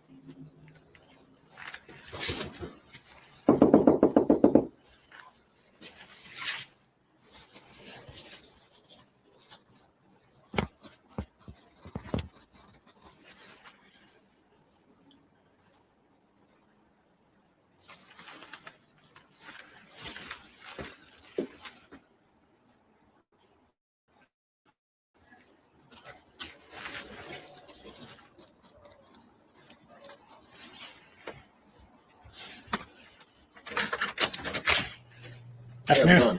Good. How are you? Good. My name is Jason with Moscow Police. Nice to meet you. Yeah, we're just doing some follow up on an incident that occurred down here. I heard that. Anything wake you up? And were you here all night or? Yeah, we're here. Okay. We didn't hear anything. No, we were just sleeping. Okay, sleeping. Yeah, we're just kind of going door to door trying to see if we can get a little more information on the stuff that went down. So for sure. You guys were here all night though? Yeah. You have roommates? Yeah. My girlfriend. Oh, hi. How are you? Good. How are you? Good. My name's Jake. So you guys were here all night? Did you guys go out, hang out, anything last night? We stayed in all night. Okay. Nothing startled you awake in the middle of the night or just kind of felt off about anything? No, I mean, we were just unbothered, yeah, pretty much. Okay. You guys recall what time you woke up this morning? Kind of 7. Yeah. 7? Okay. Awesome. I think that's all I need. If I need anything else, I'll come back and get names and whatnot. Yeah, sounds good. Door number's fine for now. Awesome. Yeah, have a good one. Thanks, guys.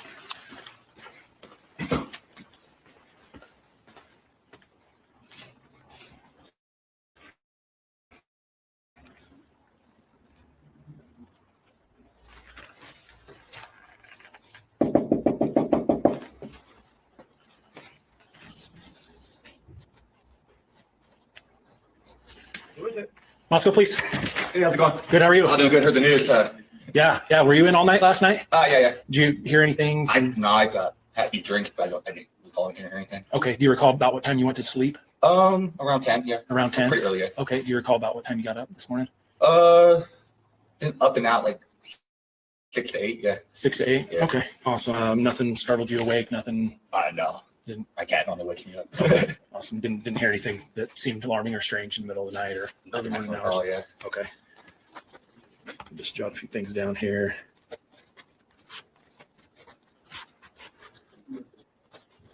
Do you have any roommates or anything that may? Nah, it's just me. Okay.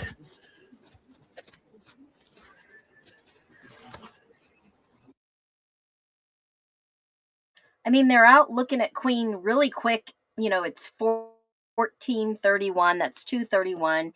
And look at Captain Lanier down at the end of this, walkway. And how Officer House is the one going around doing canvassing because that's what Lanier was whispering and telling everybody, we got to go out and start talking to the Queen Road. Well, why would they go and talk to Queen Road? I mean, maybe somebody heard something. Maybe they were hoping. But they went and they swarmed Queen Road. Why didn't they go all around the neighborhood? All right, and that's how long you lived here? 2, 3 years now. 2 or 3 years. Okay, cool. 3 years with this company, 2 years with this building. Gotcha. Okay. Excellent. If I need anything more from you. Okay. Yeah. Where was this located at? I'm asking. Oh, there's some tape out there down the street. Oh yeah, I got friends that live in the neighborhood. So Gotcha. I gave them a call just a couple minutes ago and they heard back from them. So Sure.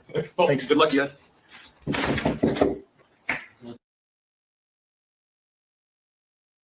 Yeah, I got the end there. A couple was sleeping. They said they got up at about 7:30. She said she came out to do laundry later in the day and saw the cops. That they said they didn't hear anything at all. Had another couple. Okay, so he says that there was a lady who got up at 7:30. She came out to do laundry at the late in the day. Did he ask her, hey, ma'am, did you drop maybe your underwear in the street? I mean, nobody has addressed the underwear in the street, y'all. Nothing. Nothing on the underwear right outside this house. Sleeping as well. Woke up at about 7 a.m. Didn't hear anything through the night. Things on the top side. And then I think Ryan was going to do some stuff in there. Yeah, I saw him down there. I'll go. That's a regroup. I'll hit those and then come back this way. Okay. And I'll go see. Well, I'll just go to the end up here. Sure. I mean, why are they hoping that somebody in 500 Queen heard something? Well, I don't get it.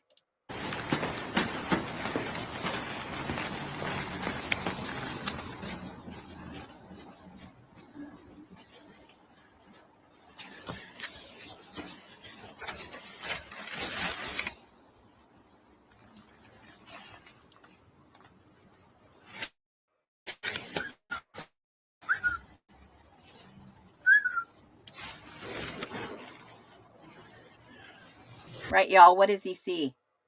What did he notice? What did he notice? They blurted out, didn't they? They freaking blurted out. What the holy hell? Let me go back slower and let's see. What is that on the ground?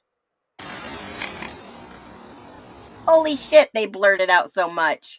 Holy freaking moholy. What in the hell is going on in this case? What? Hold on a minute. You know, I'm playing this slow.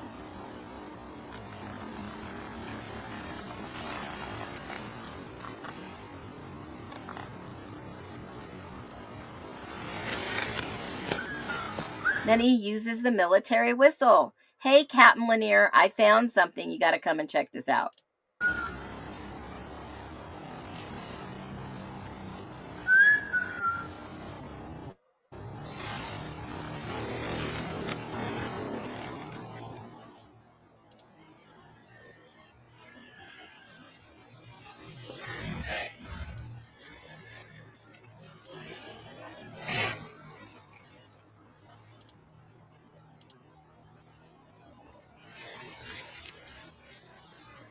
Now he's pointing. He's not saying anything on this camera.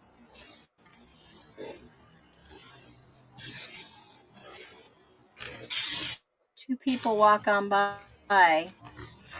What is it? What did he just see? Oh, give us a clue, House. Come on. Dang. Let me go back. Something metal. Right there.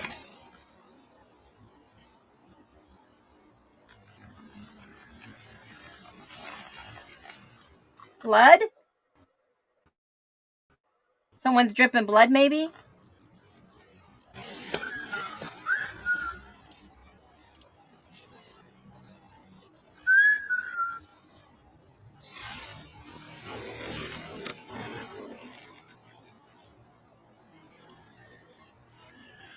A print.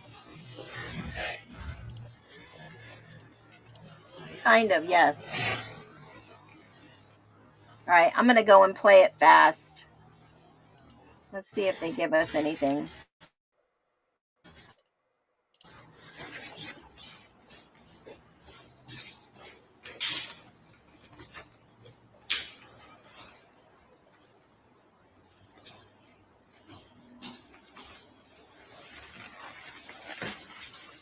What is that? That door is not even any color. Is that like a maintenance door? What is that?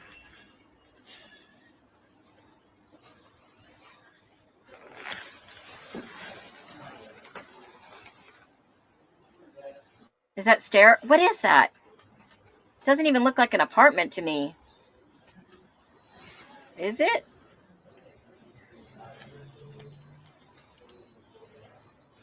Cigarette butts?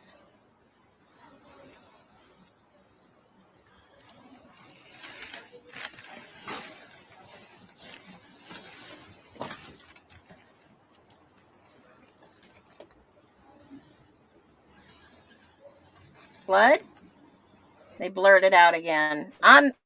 That's it.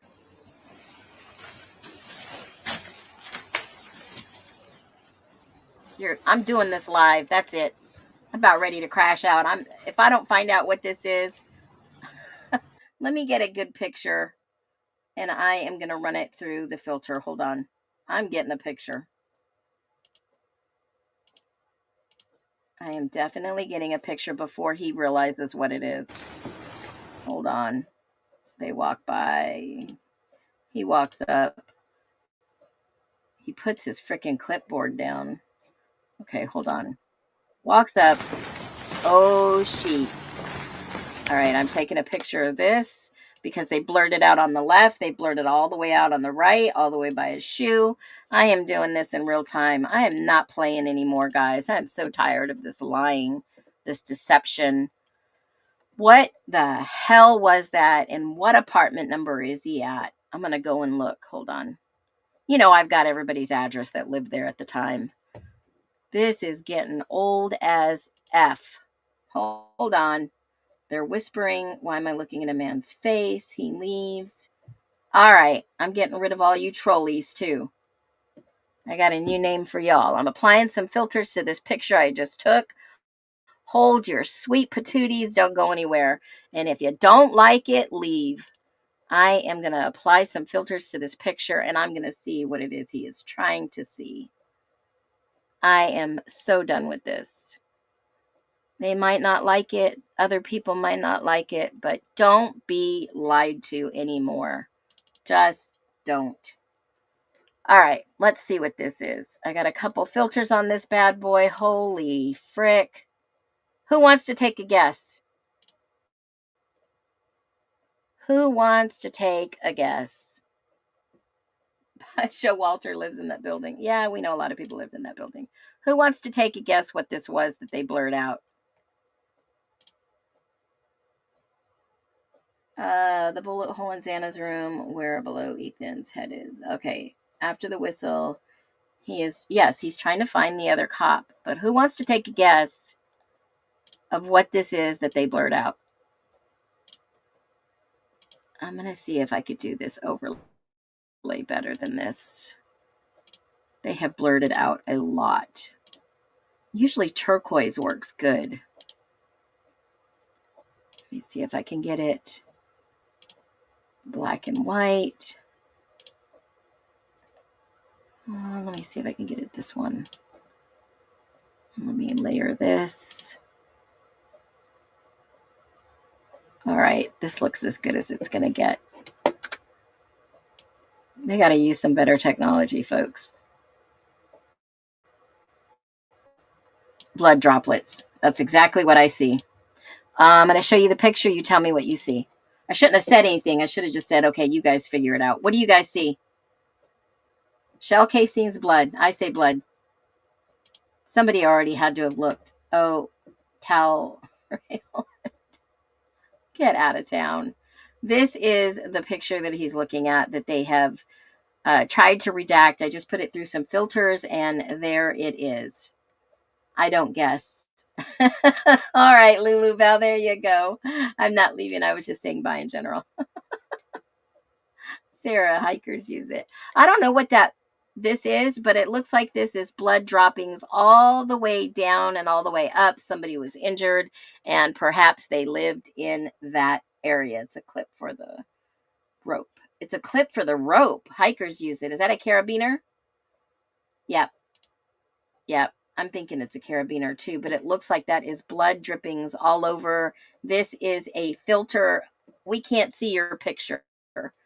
You gotta be joking. Who can see my picture up there with the filter? Who can see the blood droppings all over? Put a 1 if you can see them. I didn't do anything but put a filter on this freaking picture that I screenshotted from the video. We can't see your picture. Well, why not? Hold on a minute. Let me add it to the stage. Hold on. There's my picture. Sorry, guys. I apologize. I thought it was some troll messing with me. We can't see your picture. We can't hear you. All I did was put a filter on it. That's all I did, and you can see the blood drops. You can see the drops all over.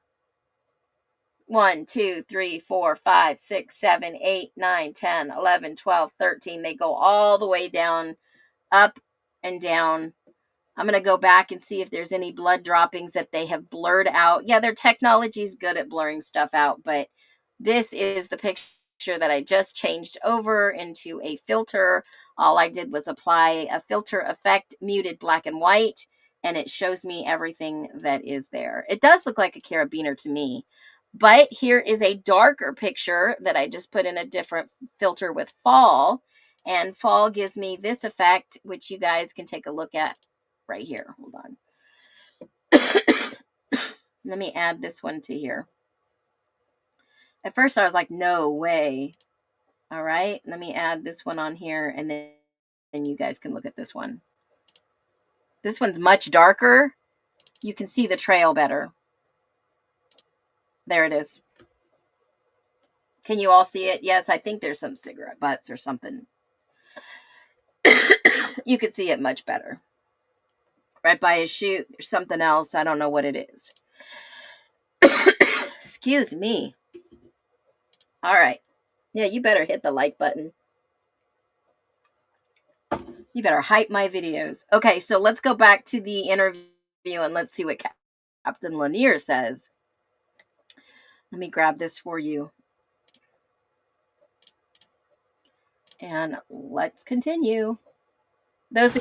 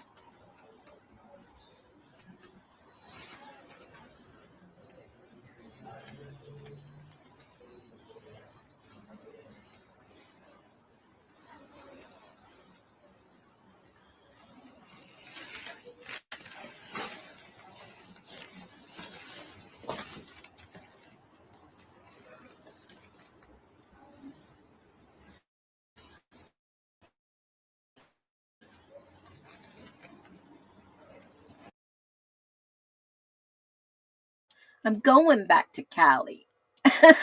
I'm going to go back a little bit, guys, because I want to see exactly what they blurred out here myself. I want to see where this trail comes from, all the way down and around. Does it come from this walkway to the house? Did he not see this before?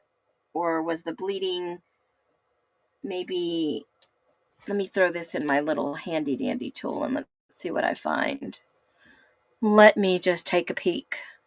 I'm going to do the whole stairwell. I'm going to see if it's coming from the 1122 King Road area, or perhaps it's coming from the other side. So let me apply this handy dandy filter that I just saved. Black and white fall, and let me do a little adjusting here. Let's just see what I find. Oh, give it to me. Holy moly. Mother of... Let me just see if I can do this intensity a little bit more. Fall. They've pretty much darkened and tried to blur this out.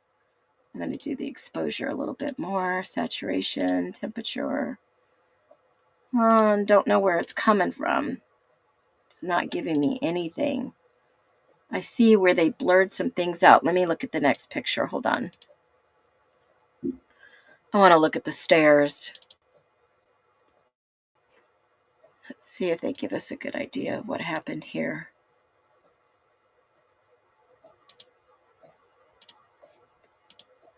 Nope. So he looks down the stairwell to see if they're coming up the stairs. Let me get a better picture of these stairs. There's maybe 2 or 3 drops. Right.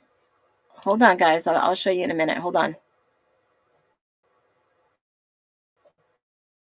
You know I'm going to share. I always do. I'm not going to leave you hanging. Stay good to me. I'll stay good to you. I'll share everything I find. All right. Let me apply this filter and see what they've hidden. Let's see. Let me make it a little bit darker.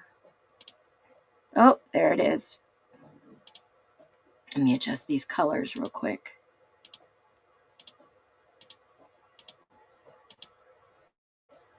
Whoever is doing their evidence is doing a pretty good job. They blurred this out better than the last one. Hold on. Let's see. Yeah, there it is. Okay, I see it. Shoot. All right, let me take a screenshot. This one's going to be harder to look at, but you can still see where they... Let me adjust these colors. Let's see if I can get this a little bit better.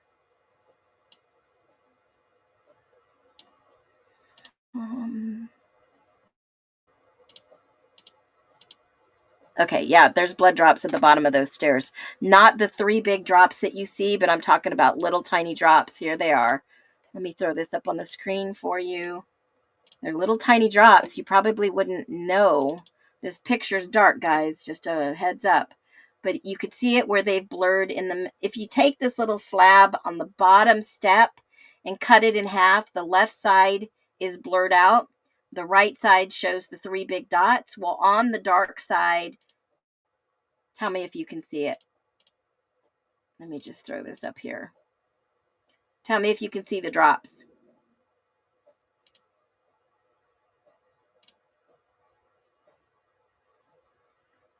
Tell me if you can see the drops.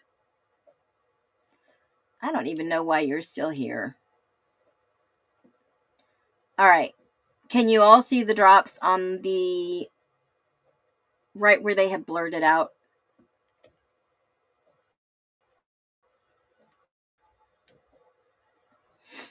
They show up white because this is dark. Remember, if it's dark, they're going to blur it with the same color. And if not, they're going to go back. Let me take this off the screen so you can see a little bit better. They're on the left side. You can see 1, 2, 3, 4, 5, 6 drops there. And then there is 1, 2, 3, 4, 5, 6, 7 drops. And it's coming from the side of the building where 1122 was. Remember that picture that was, they had it and they had the lights that were blue on the end of this. That's probably where the blood was coming from. All right, you bet, guys. Now let me go back to this video and let's see what Captain Lanier says, if anything, or did they redact it? It's right here. They blurred it out. Blurred it all right here.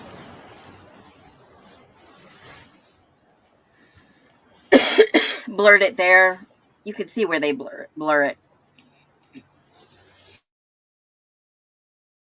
He wouldn't be looking at nothing.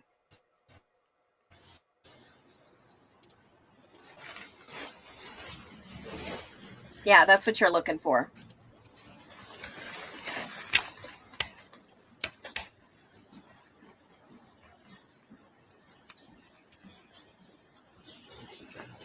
I don't know.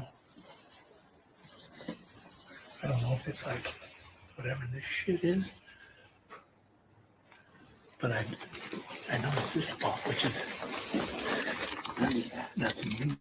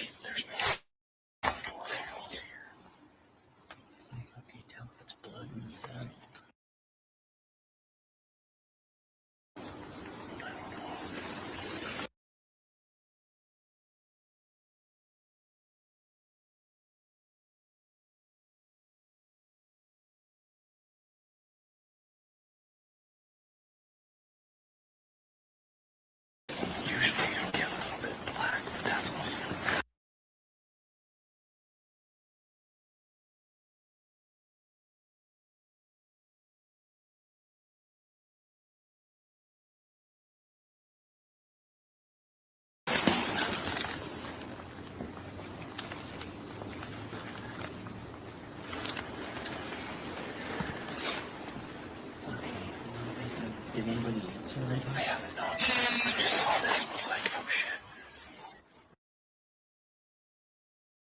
I just saw this. It was like, oh shit. Yeah. Hello. That is a lot of cigarettes too. He says, blood. He just saw it. Hasn't knocked yet. He just saw this and was like, oh shit. You heard it here first. Yeah.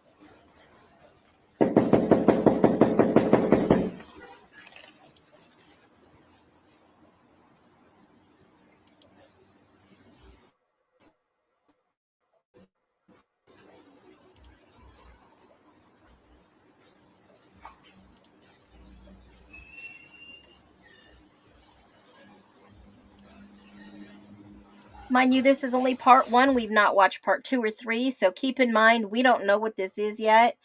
He just says that he thinks it's blood.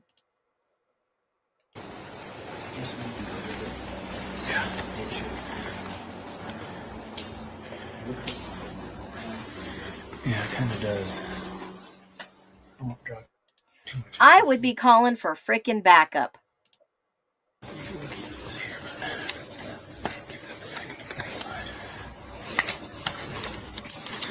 I'm going to go get the sheriff. Did you hear that? That is exactly what he just said. That's what I would have done. I mean, I'm no expert, but come on, guys. Hello, you're going to knock on someone's door that you think is a potential suspect, and you're just going to stand there? Holy cow. No, I would have massive backup. I mean, what would you do in a situation like this? I wouldn't stand around with my hands in my pockets either.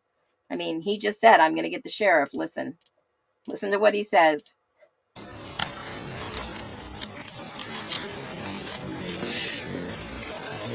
I'm going to get the sheriff. That's exactly what he just said. All right. So let's see what happens. I haven't watched part 1 and 2. I'm watching it first with you.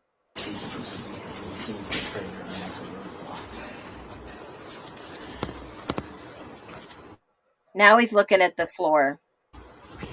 I talked to the very end, and but I didn't get to name the others because I came down here. Yeah. And so she didn't hear anything. She was listening. Okay. You don't want to do any rest. Yep, we got it.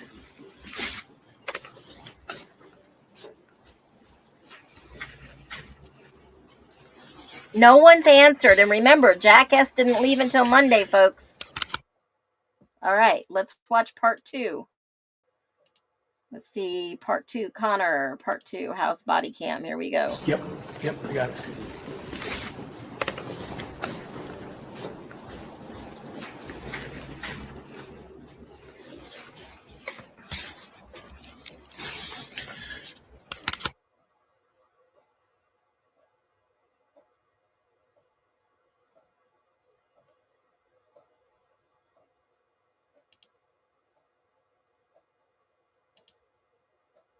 This is redacted.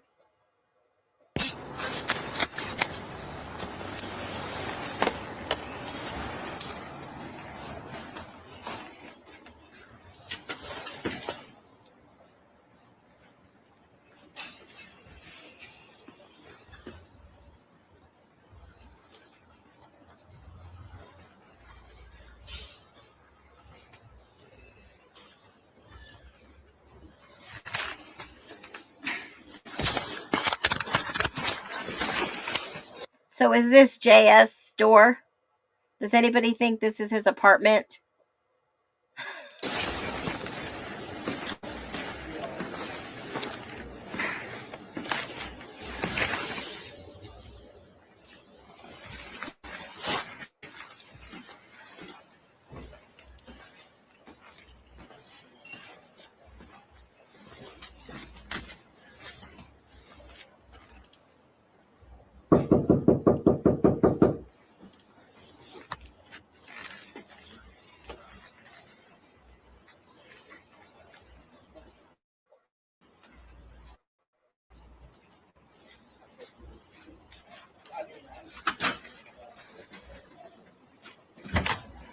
Hello, how are you? I'm all right. My name is Jason with Moscow Police. Hi. We're just kind of canvassing the area here. Yeah. I'm sure you heard about an incident that occurred down here next door. You guys here all night? Yeah, yes. We were. Okay. You recall what time you guys went to bed? Around 12:30. Yeah, it was 1. You said 12:40. We definitely heard music going on. Okay, music. They have pretty loud parties. Yeah, we're quite familiar with that. We come quite a bit for those.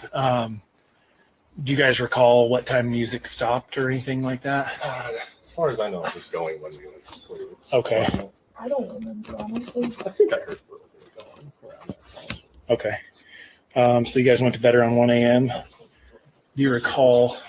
Sorry, we just don't want our cats. No, quite all right. Do you recall what time you guys woke up?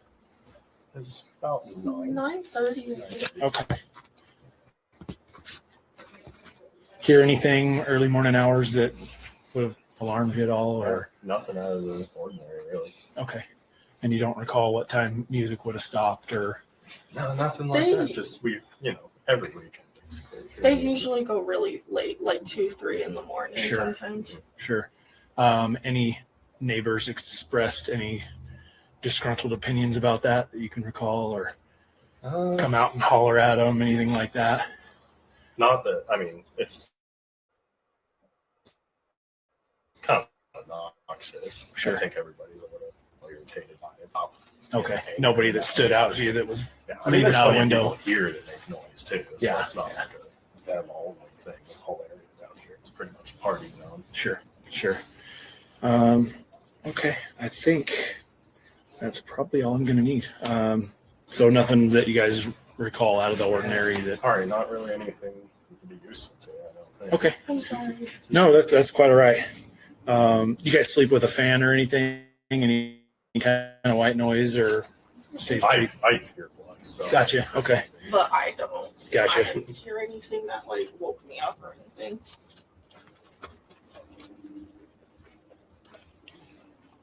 All right. I think that's all I'm going to need. If I need to get names and whatnot or any more Of information, course, yeah. Right. What was your name again? Jason. Thank you, Jason. Yeah, of course. I'll let you guys get back in the warm Let us know environment if you need anything there. else. Yeah, of course. Thanks.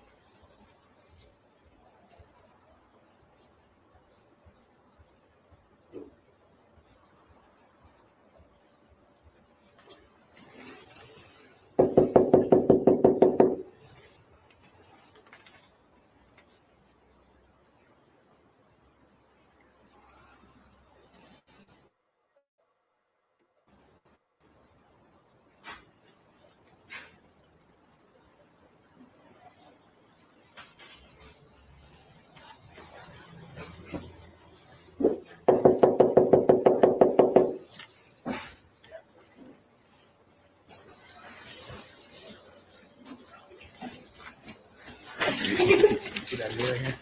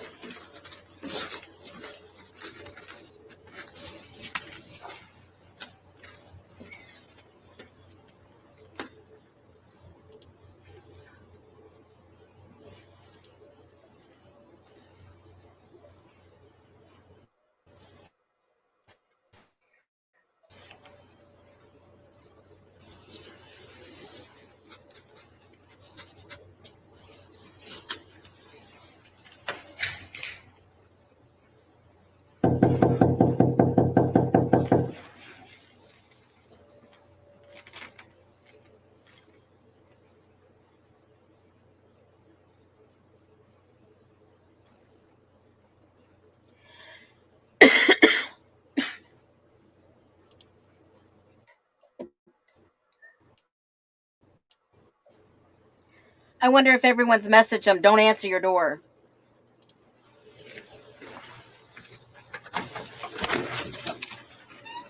Hello. Sorry, I was napping. Oh, all right. Sorry to wake you. Yeah, I assume you are here to ask about what happened next door? Correct. I only know because somebody sent me something who goes to school there. Sure. So I'm sure there's a lot of talking going on. Yeah. Just kind of checking the area. All right. My name is Jason with Moscow Police Course.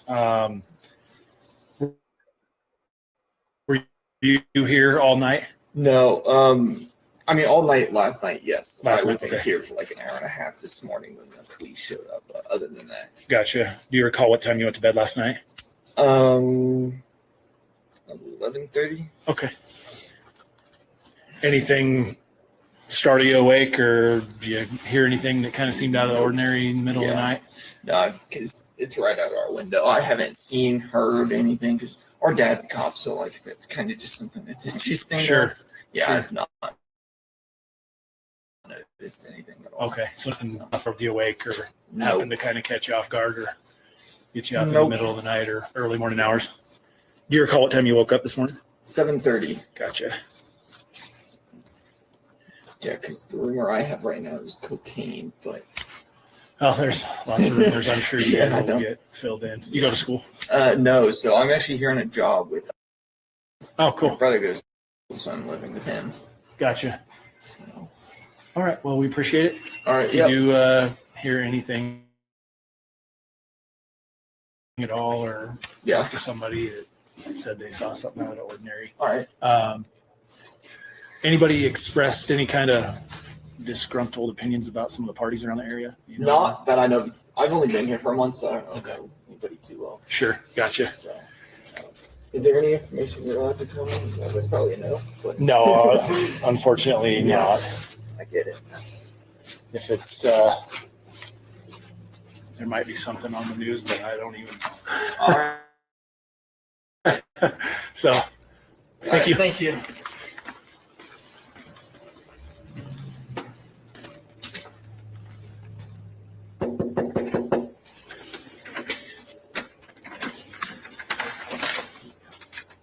Hello, how are you guys? Not bad. My name is Jason with Moscow Police. We're kind of investigating a little incident that happened down the way. Were you guys here most of the night? Yeah. Okay. You recall what time you guys went to bed? Yeah. Oh, where was the birthday party at? That was. Oh, gotcha. Did you guys walk back? Yeah. Let's see. Which direction did you guys come? Like on the way back from the Yeah. We walked this street. I forget what it's called, leading onto Queen Road, but we took a little shortcut up the Whites. Oh, yeah. Okay. Cut through the whites there. Yeah.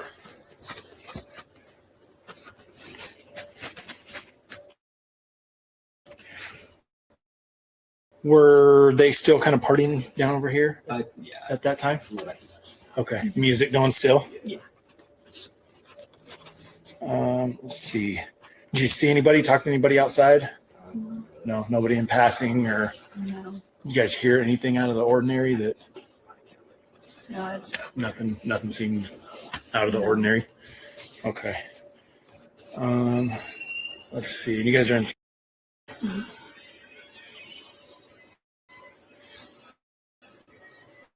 Any, I guess, what you would consider as disgruntled neighbors in the area for, I know they have some pretty loud parties most of the time. not on these buildings. Not in these ones. No. Okay.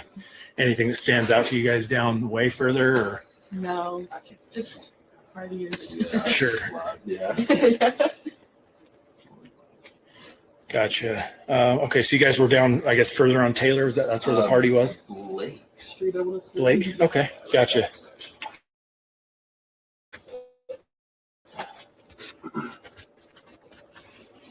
Let me see. Can I grab you guys' names real quick? Yeah.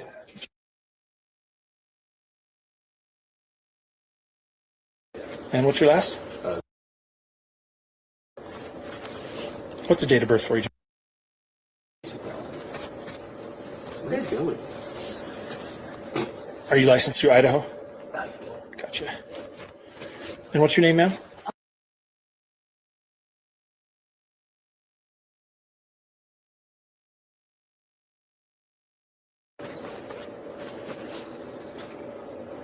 And what's your date of birth?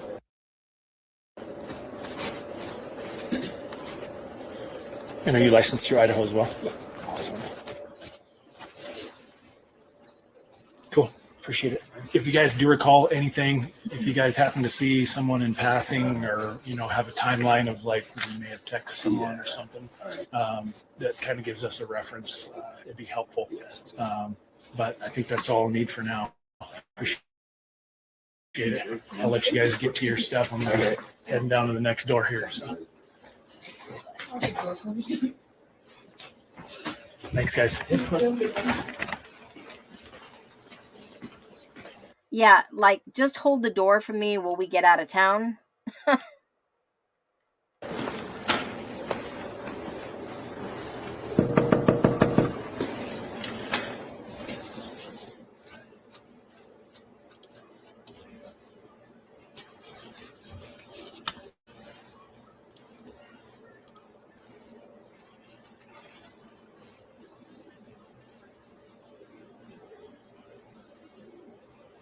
How did some of these people not know more?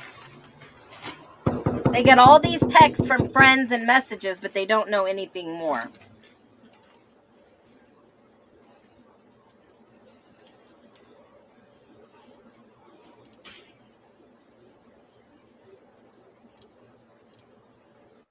Yeah, right? The door color fits the vibe.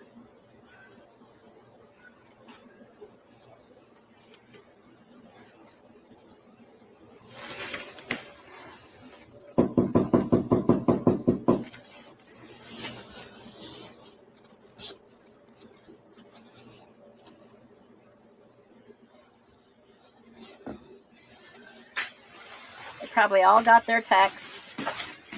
Don't answer the door, they're coming for you.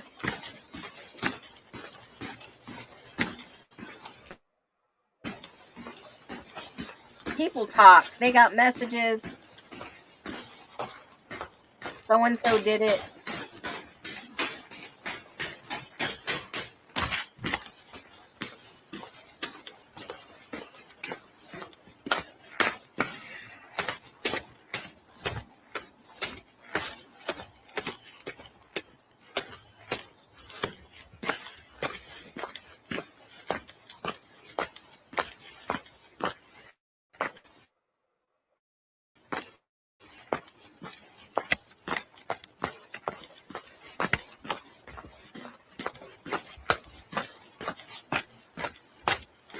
They just left those blankets there.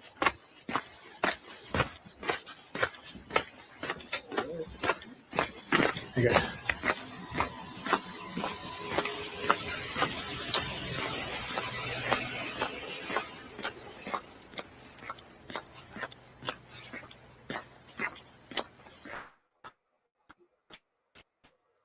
All right, so I'm going to watch the last one and then we are done for the night.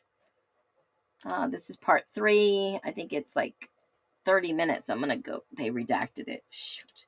He's hanging on Gunderson. I'm going to play it a little faster. Can't see nothing. Can't hear nothing. Redacting license plates. Oh, wait for that to come on. Ah, he was there. The SD card to the camera. And did they also get your name already? Yeah, he got one. Okay. Yeah, thank you. Thanks, man. Yeah. It's crazy. So, and there's like nothing, no campaign. Other than this one, this is only one. Yeah. So, which is somewhat common. It's quick and Steven. Not sure if it related or not.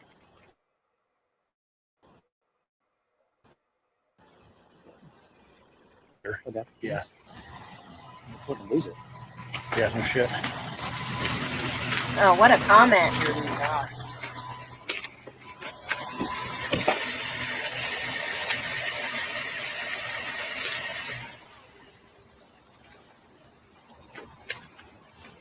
It's in my car on the Yeah, I'll check with Roger and see if he did hit that backside. Because I know we were kind of tag teaming that center aisle and then he bounced. So I don't know if he went around or not, but I'll double check. And then, yeah.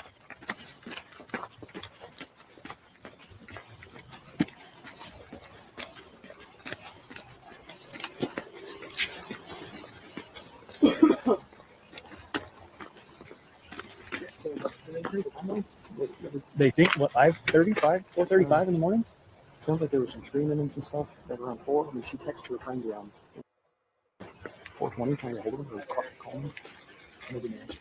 So I think somewhere in there. Fucking heard screams, didn't call. One of them says that she saw a guy in a black mask. With a black mask on. Fucking no car leaving.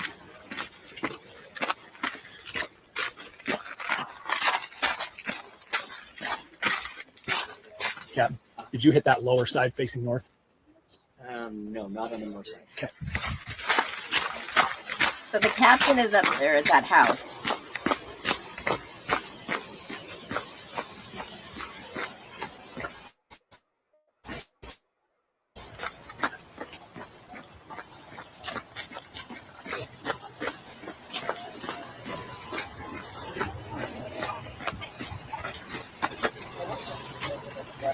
Oh yeah.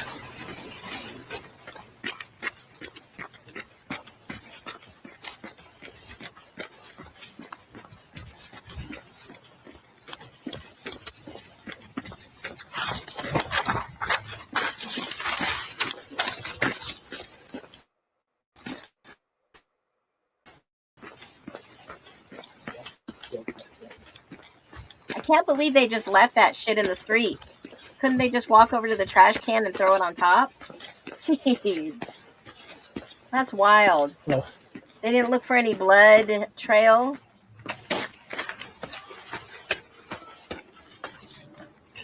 I saw him leave a little bit. Okay. Actually, we were just thinking about this. We were going to bring it up to you. We were about at the time we saw him get into the cars with firearms. We just, Oh, these guys did? yeah, we did probably just. Holy shit. Sure. They left with firearms? Yeah, certainly not uncommon for Idaho, but certainly raises the ears a little. Yeah, especially just a couple hours ago too. Yeah. So, Is it a couple that lives here? there were just two guys that we saw. Two guys left with firearms? What?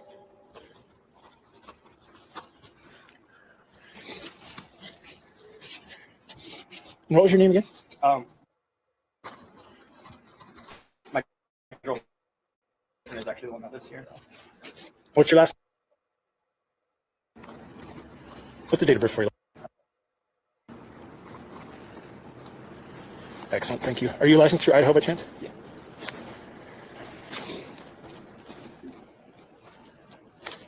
Hunting? I'll have to Yeah, I'm thinking it jog was my memory. What number you guys? but it's odd he just Thank threw you. that in there. Perfect. Appreciate it.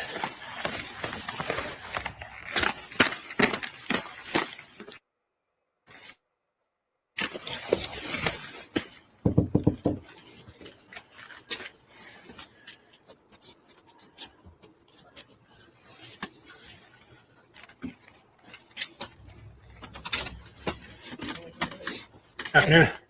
How y'all doing? Doing pretty good. Yeah, I'm sure there's a lot of hustle and bustle going on here right now, huh? Yeah. Yeah, we're just kind of checking in. Yeah, I don't believe you guys spoke to an officer yet, correct? No, we were waiting for someone to show up. Gotcha. Did you want to step inside? Oh, I'd love to. Yeah, thank you. Sorry, Yeah. I don't want you guys to be troubled by this at all. No, you're fine. Yeah, my name is Jason with Moscow Police, of course. We're, of course, investigating an incident that occurred down the street here. Yeah. Hello, Kitty. Very friendly, That aren't is you? very Yeah, she true. loves people. Cool. Were you guys here all night? Yeah, we heard a party last night Yeah. down there, and we turned our fan on because we didn't want to listen to it. There's always parties down there. And Yeah. we don't know if it was the exact building, but there's always, Yeah, that's King and Queen. There's a lot of parties. That's out of the ordinary, but just loud music. Sure. Do you guys recall what time you went to bed? You went to bed around 9, and I went to bed around 10:30. Okay. And then we woke up at 8 o'clock this morning. I woke up around 6. I woke up for you to wake up, and I didn't do anything. Yeah, nothing out of the ordinary. Nothing startled you guys awake or. No, we were playing all day, and then he got a message from his friend. She's a student, so she got like the alert. Sure. And then he. Yeah, I was cleaning the windows, and I saw everyone outside like crying. And I was like, "What happened?" And I read the message. I was like, "Oh shit, I didn't hear anything about that." Gotcha. Yeah, just a bunch of the girls, sorority girls. I don't know, girls with the blankets just crying outside. Right. Can you guys think of anybody in the area that might be like overly disgruntled at the amount of parties. I know a whole lot of people around here. We're not Moscow natives. I know the girl upstairs was like screaming, crying, I guess, when she got the news, so maybe she knew what happened. Okay. Yeah. The one right above. Yeah, because she just let out like this blood-curdling shriek once I got the message that happened. She was sobbing for a while. Yeah. Okay. Yeah, I think she might actually be down with us at the police department right now. Just okay. Yeah, we noticed that the sobbing had stopped, so we were, a little concerned, but. Sure. Well, if you guys can think of anything, if anything stands out. We know that there's a few sex offenders that live over in that building over there. Gotcha. Yeah. That's all I can think of. Okay. Yeah, we're going to be, of course, around for a while. And if you guys can think of anything or something comes to you and just, out of the ordinary of like, oh, yeah, I do remember getting up to use the bathroom or whatever. And it was an odd hour. Let us know. But I think that's all I'll need. So odd. Yeah, if we think of anything, we'll let you guys know. Cool. Yeah, if you see anybody hanging out that seems a little bit out of the ordinary as well. Yeah, for sure. We're going to keep our windows or our blinds open and the windows locked, of course, but we'll sure keep an eye out for sure. All right. That is so weird. Thanks. Appreciate your time. Let the cats out. They blurred everybody. Have a nice day. Yeah, thank you.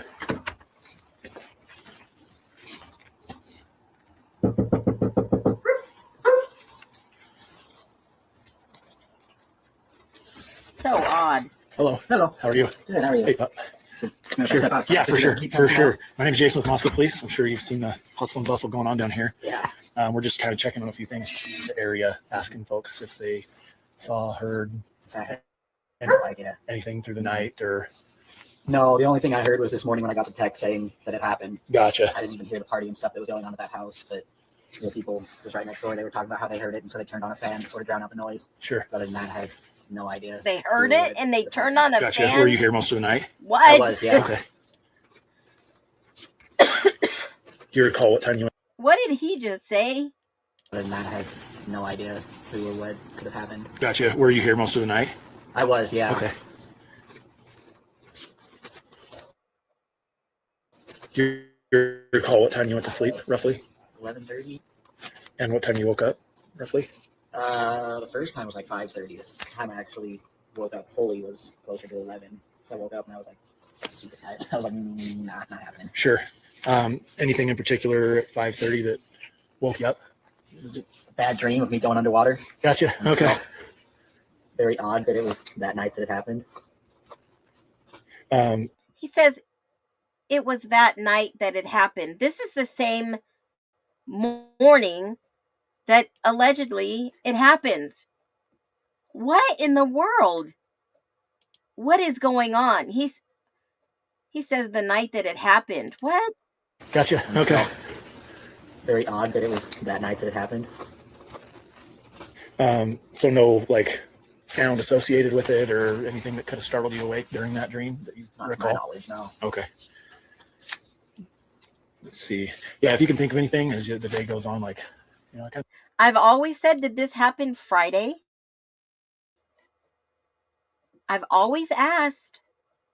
I've always questioned this narrative. A couple of times in these videos, I've seen people mention another timeline. I remember, whatever, when you woke up, if you got up to use the bathroom, anything, heard anything at all, let us know. We're just trying to establish some better timelines through the evening and morning hours. So, yeah. Yeah, I think that's all I'm gonna need. Cool. Yeah, if I need to get any more information or your name or anything, I'll let you know. But okay. Door number is just fine. Cool. Thanks. Yep.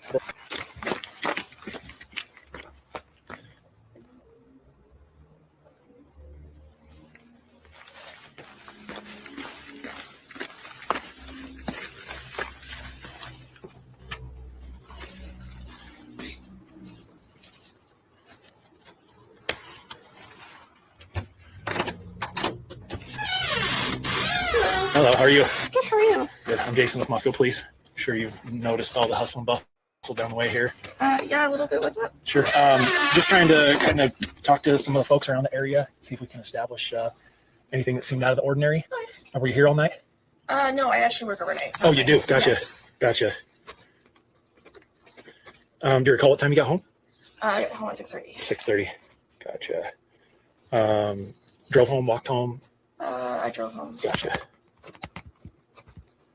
Did you notice anything strange, odd, out of the ordinary? Not really when I got home. No. Could you tell if they were still partying down around the corner? No, but they were when I left that morning. So They were.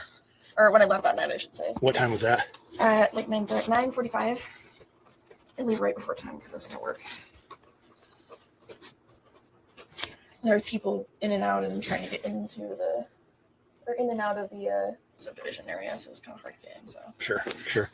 Anybody out and about walking around you recall at 6:30 in the morning? no, sadly not. Okay.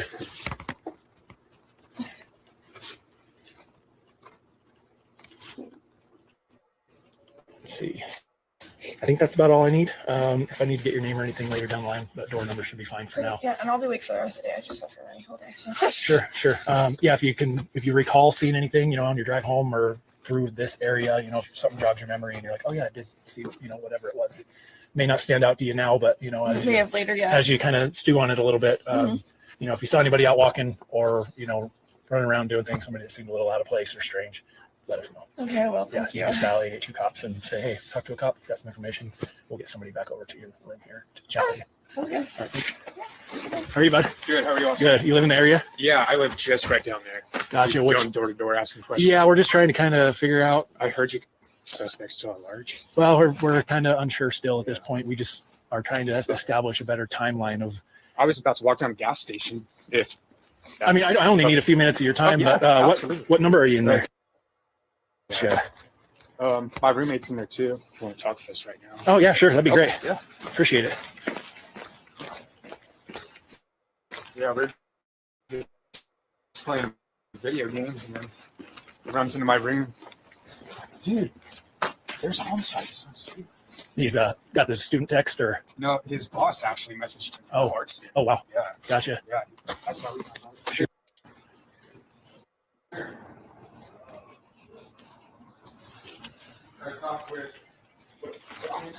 My name is Jason. Yeah, Officer House. Officer House. What's up, bud? How are you? Oh my God. Just kind of going door. Yeah, go ahead. Just going door to door, trying to see who was awake, if anybody heard, saw anything out of the ordinary. My boss actually messaged me and was like, "How far are you away from the murder?" And I was like, "What?" And I looked at the thing he sent me. I was like, "Oh, that's like 50 yards away from my doorstep." Right down the street, right? Were you guys here all night? Yeah. Okay. Did this happen last night? Yeah. Did this happen last night? There's a lot going on, so we're probably not. Yeah, not a whole lot I can say. We try to keep things as close as we can while we're kind of looking into all of the elements. Yeah, for but, sure. For sure. You guys recall what time? Sorry. You guys recall what time you went to sleep? I probably went to bed, I don't know, 9:30, 10 o'clock. Oh, so pretty early then. Yeah. Okay. I generally go to bed pretty early because I work down in Liston. Sure. So. Sure. Yeah, Do you recall? I was about to say maybe just a little before midnight. Gotcha. Do you recall what time you guys got up? I got up about 9:30, 10 o'clock. Okay. Yeah, I got up about 6. Sure. Anything kind of startle you guys awake at any time of the night that kind of seemed out of the ordinary? Or? Usually there's loud music playing around here at night, so can't really hear anything like that. Yeah, I get that. We're up here quite a bit for it. So I'm assuming there's a gunshot then. We're still, like I said, Right, still digging yep, into it. sorry. But there's, So I'm trying to ask questions as lightly as I can to. Yeah, and unfortunately, I can't really give too much. I'm sure that the news will have as much as we're able to release. Yeah, no, So, that's insane. You guys, I guess if you were sleeping, probably not, but anybody out of the ordinary you don't really see in the area? Not really. We just generally stay here. Sure. You guys know any neighbors that are like, I guess, overly disgruntled about the noise and the noise complaints or parties they throw there? Half 2 weeks ago. Okay. Yeah, so we don't know too much about the area yet. Yeah, Gotcha. like around Halloween, there's a lot of a lot of stuff going on and everything like that. But yesterday we were actually driving up the way here and we saw, I think, what was it, like 5 people walking out of that house? I forgot Something about like that. that. It was three women and two. 3 women, 2 guys. Both look like, all of them look like college students. Sure. Yeah, walking out of that same house. Do you recall what time that was? It was like probably an hour before the Vandals game. Oh, okay. They decked on Vandals here. 30, 3 o'clock, something like that. They walked down the street here and met up with a couple people, and they just started shouting, "Hey, how's it going?" And I was just like, but man, that was the same exact house, though. We were talking about that earlier. Like, what a freaking coincidence! Yeah. Because we made a bad joke. We saw 3 girls and 2 guys. Yeah, so we're like, wonder what goes on in that house, Right. and then all of a sudden, like this happens. Like, well then, we're really wondering what goes on in that house. Well, I That's appreciate you weird. guys' time. I won't keep you too much longer. If I need to get names or anything, I'll come back with the board numbers just for now. So, Is yeah. it okay if I walk down to leave and go to the gas station? Or you guys? Yeah, if you don't have, I mean, as long as you don't go think across. they have a back exit. There's a little one here. If you go over the retaining wall, I mean, what's roped off is off limits. So Yeah, of course. other than that, it's pretty good. But yeah, right in front of that truck, there's a little step up, and it'll lead you up there to the top of Linda Lane there. That'd I'll probably try be that the way. easiest way. That way, you're not getting a bunch of cops and Yeah. detectives like Yeah, go over the wall. dying. You're right. the hell's this kid doing? It's always an awkward feeling. Always returns to scene of crime. Weird. Yeah. Of course. Thank you. Yeah. Thanks, guys. Appreciate your time. I really hope it's fine. Appreciate that. Hi. Sure. So last night I left to go get food and come back, and when I left, I'm guessing it's probably that house right over there that you guys are kind of looking at, or I don't know if it is, but there is like right where that the other drive up is, that's where I parked my car. At the bottom part of that apartment, there's these 2 guys asking to be let in. Like, hey, I'm here. Can you let me in? Gotcha. And then when I was driving away, that they're walking away from the building, so I Okay. didn't get in. But like, they were calling someone to let them in for some reason. Okay. And that was a little strange, and so I don't know if that helps at all. Do you recall what time that was? I can look it up real quick. I Sure. have it on my phone because I ordered it through McDonald's app, so I can kind of look up the approximate time when I left. Yeah, that'd be great. I appreciate that. Yeah, because I was doing laundry, and so I was all over the place, so I don't remember too much. But Another laundry. Did he ask her if those were her underwear in the street? let's see if this thing will load. Would that have been the first house on the left down here, or that? Just the first one, like the closest one here. I just saw because I was looking down. I was looking down because I was walking up to my car because it was on that slant. Yep. And so I looked down and I saw them and I was like, that's kind of freaking weird. And so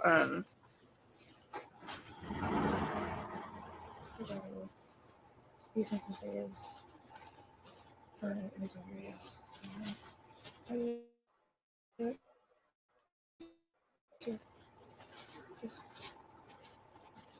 Can I please? Yesterday.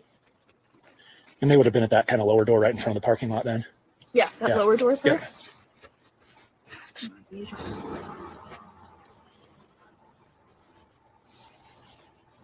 All it says is yesterday. Thank you. Let me look up one more thing, see if it's on there. Sure. Actually, I should have. I went to McDonald's, so I'm like, I could probably find out where. Right. Going to like receipts and some sort. Susan, what about the guy? The guy in the sweatpants that didn't fit? I noticed that his feet were all, he didn't have any shoes either on him. The other guy is going to the gas station. What the hell's this kid doing? It's always an awkward feeling. Always returns to scene of crime. Anyways, Has some weird yeah. stuff to say. They've only been there a week and a half. How convenient that would be. And then I guess the manager's house is right next to there. Of course. Thank you. Yeah. Thanks, guys. Appreciate your time. I really hope That guy doesn't even have Appreciate shoes that. on. The sweatpants are literally on the ground right here. On the ground. Those aren't even his pants, probably. Who knows? Let's see what she has to say. Yeah, that's okay. That's the only thing. Generally we can squeeze some cars through. Yeah, I'm not Yeah. trying to disturb you guys or do anything. I'm just trying to we get to understand life goes on, so we gotta Yeah. let you guys get to where you need to get Okay, going. perfect, So yeah. we will accommodate the best we can to get you out. Thank Yeah, you. Of course. You have a good day. That's about all I can remember from that night. I mean, I think the person, all I can remember them wearing was like a tan jacket. One of the people that was. Gotcha. Okay, That was- so let me just go back a minute here. This is a great question. So why is no one shocked or upset? Because everybody has got some type of alert. Cops forgot to blur this number on the house right here. We can see the number and 2425. So it'll be easy to figure out where those 2 guys came from. But no one's shocked or upset because they already know. They know what's taking place down here. Whether it was Friday or Saturday night, some people don't know. But this woman is saying, hey guys, this just happened last night. person, all I can remember them wearing was like a tan jacket. He was wearing a tan jacket. One of the people, that was Gotcha. that is all I can remember, and so that was the person asking to be let into. So. Some guy in a tan jacket was asking to be let in the house, and they turned him away with some other guy. And he was like hollering up. Well, he was calling someone. Oh, on he's the like, phone. yo, let us in? Yeah, he's like, Gotcha. yo, let us in. Yeah, that's exactly what he said too. He's like, hey, we're here, let us in. Okay. Excellent. Yeah. I think that's all me. All right. Appreciate it. Yeah. Well, have a good day, Nicole. Yeah, thanks.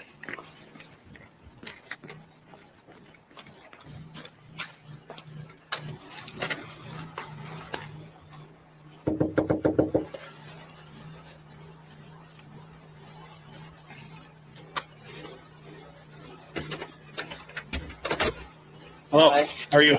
Good. My name is Jason with Moscow Police. I'm sure you've noticed all the hustle and bustle going on here. I just drove past it as well. Yeah. Were you here all night last night? Were you in? Yes. Okay. Gotcha. And all day I've been at work. Gotcha. Do you recall what time you went to work? Yeah, 7 in the morning. Okay. And I got back here at 2. Gotcha. Anything seem out of the ordinary when you left for work, or? No, I can think of now. Gotcha. Could you tell if they were still, I guess, partying down here? I know they tend to do that quite a bit. There was no noise, but I didn't notice like a front door or anything broken in or anything. Gotcha. So everything just no. Stuck out to you. No. See anybody out and about walking around that caught your eyes strange? Not at 7 in the morning, no. Okay. Gotcha. Do you recall what time you went to bed last night? Yeah, I fell asleep watching my phone at 11. Gotcha. Anything at that time that seemed, I mean, can you hear the parties when they're down there, or does it stay pretty quiet up this far? Not usually. When they have really loud parties, I can, but sure. Yeah, normally I don't hear their parties very well. Okay. I'll occasionally hear people like walking past here, but anything seem excessively loud last night or stand out of the ordinary? all right. I heard like some thumping from apartments around, but right, like nothing from music, over there. music thumping or like bass or like somebody knocking on wood Sure, or something. sure. But that's just my neighbors. Yeah. Let's see. And where do you work at? I work at. Gotcha. Yeah. All right. I don't think I'll need to take up any more of your time. Of course not. I appreciate. No, you find out like. Yeah, we're trying to gather as much information as we can, and a lot of times the neighbors are the best resources. Yeah, I said it was. When I left for work, it wasn't obvious that it was broken into. So. Okay. Cool. Have you heard anything that kind of went down at all, like rumors or text anybody or really, emails, anything that? No, like when I got home from the neighbor, it was the first I heard about it. Gotcha. So just like neighbors talking, or yeah. Okay. Like I got here, the neighbors were out, and we just talked about it, and yeah. Excellent. Well, yeah. I think that's all I'm going to need. Yeah, I hope you have a better day than it's currently going. We do what we can. Yeah. Appreciate your help. Yeah, thank you. Yep.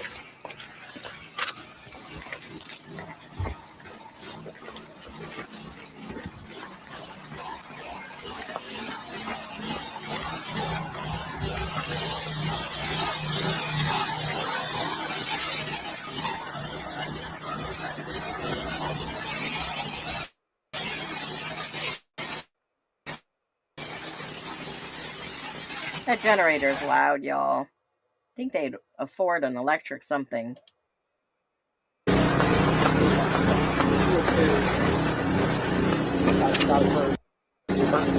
All right, that was it for that last one that has been released. We have watched all the videos that were released today, except for Area 4 of Gunderson body cam. We've watched that in the past, so we kind of know what that's going on. So if I have any new information going on, I will be back to tell you. But this is what it looks like. Now, I just want to say, when you watch the new videos that have been released, and remember what I said in the beginning of this, we watch them. We don't just watch the headlines. We're not here to decode them. We're just looking for the truth, open-minded people, protecting victims. And how do we do that? I think we should advocate for demanding real evidence, some truth.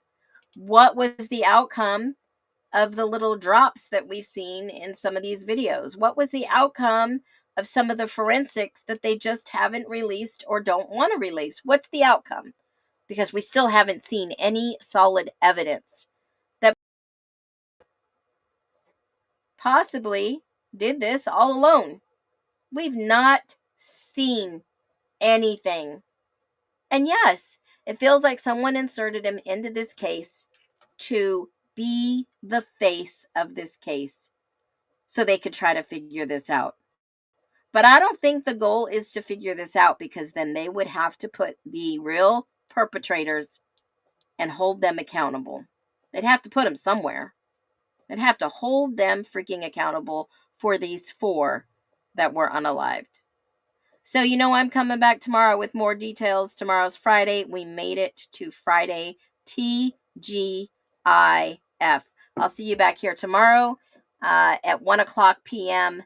Mountain Standard Time. And make sure you show a lot of love for my mods on the way out. I really appreciate you. Be well.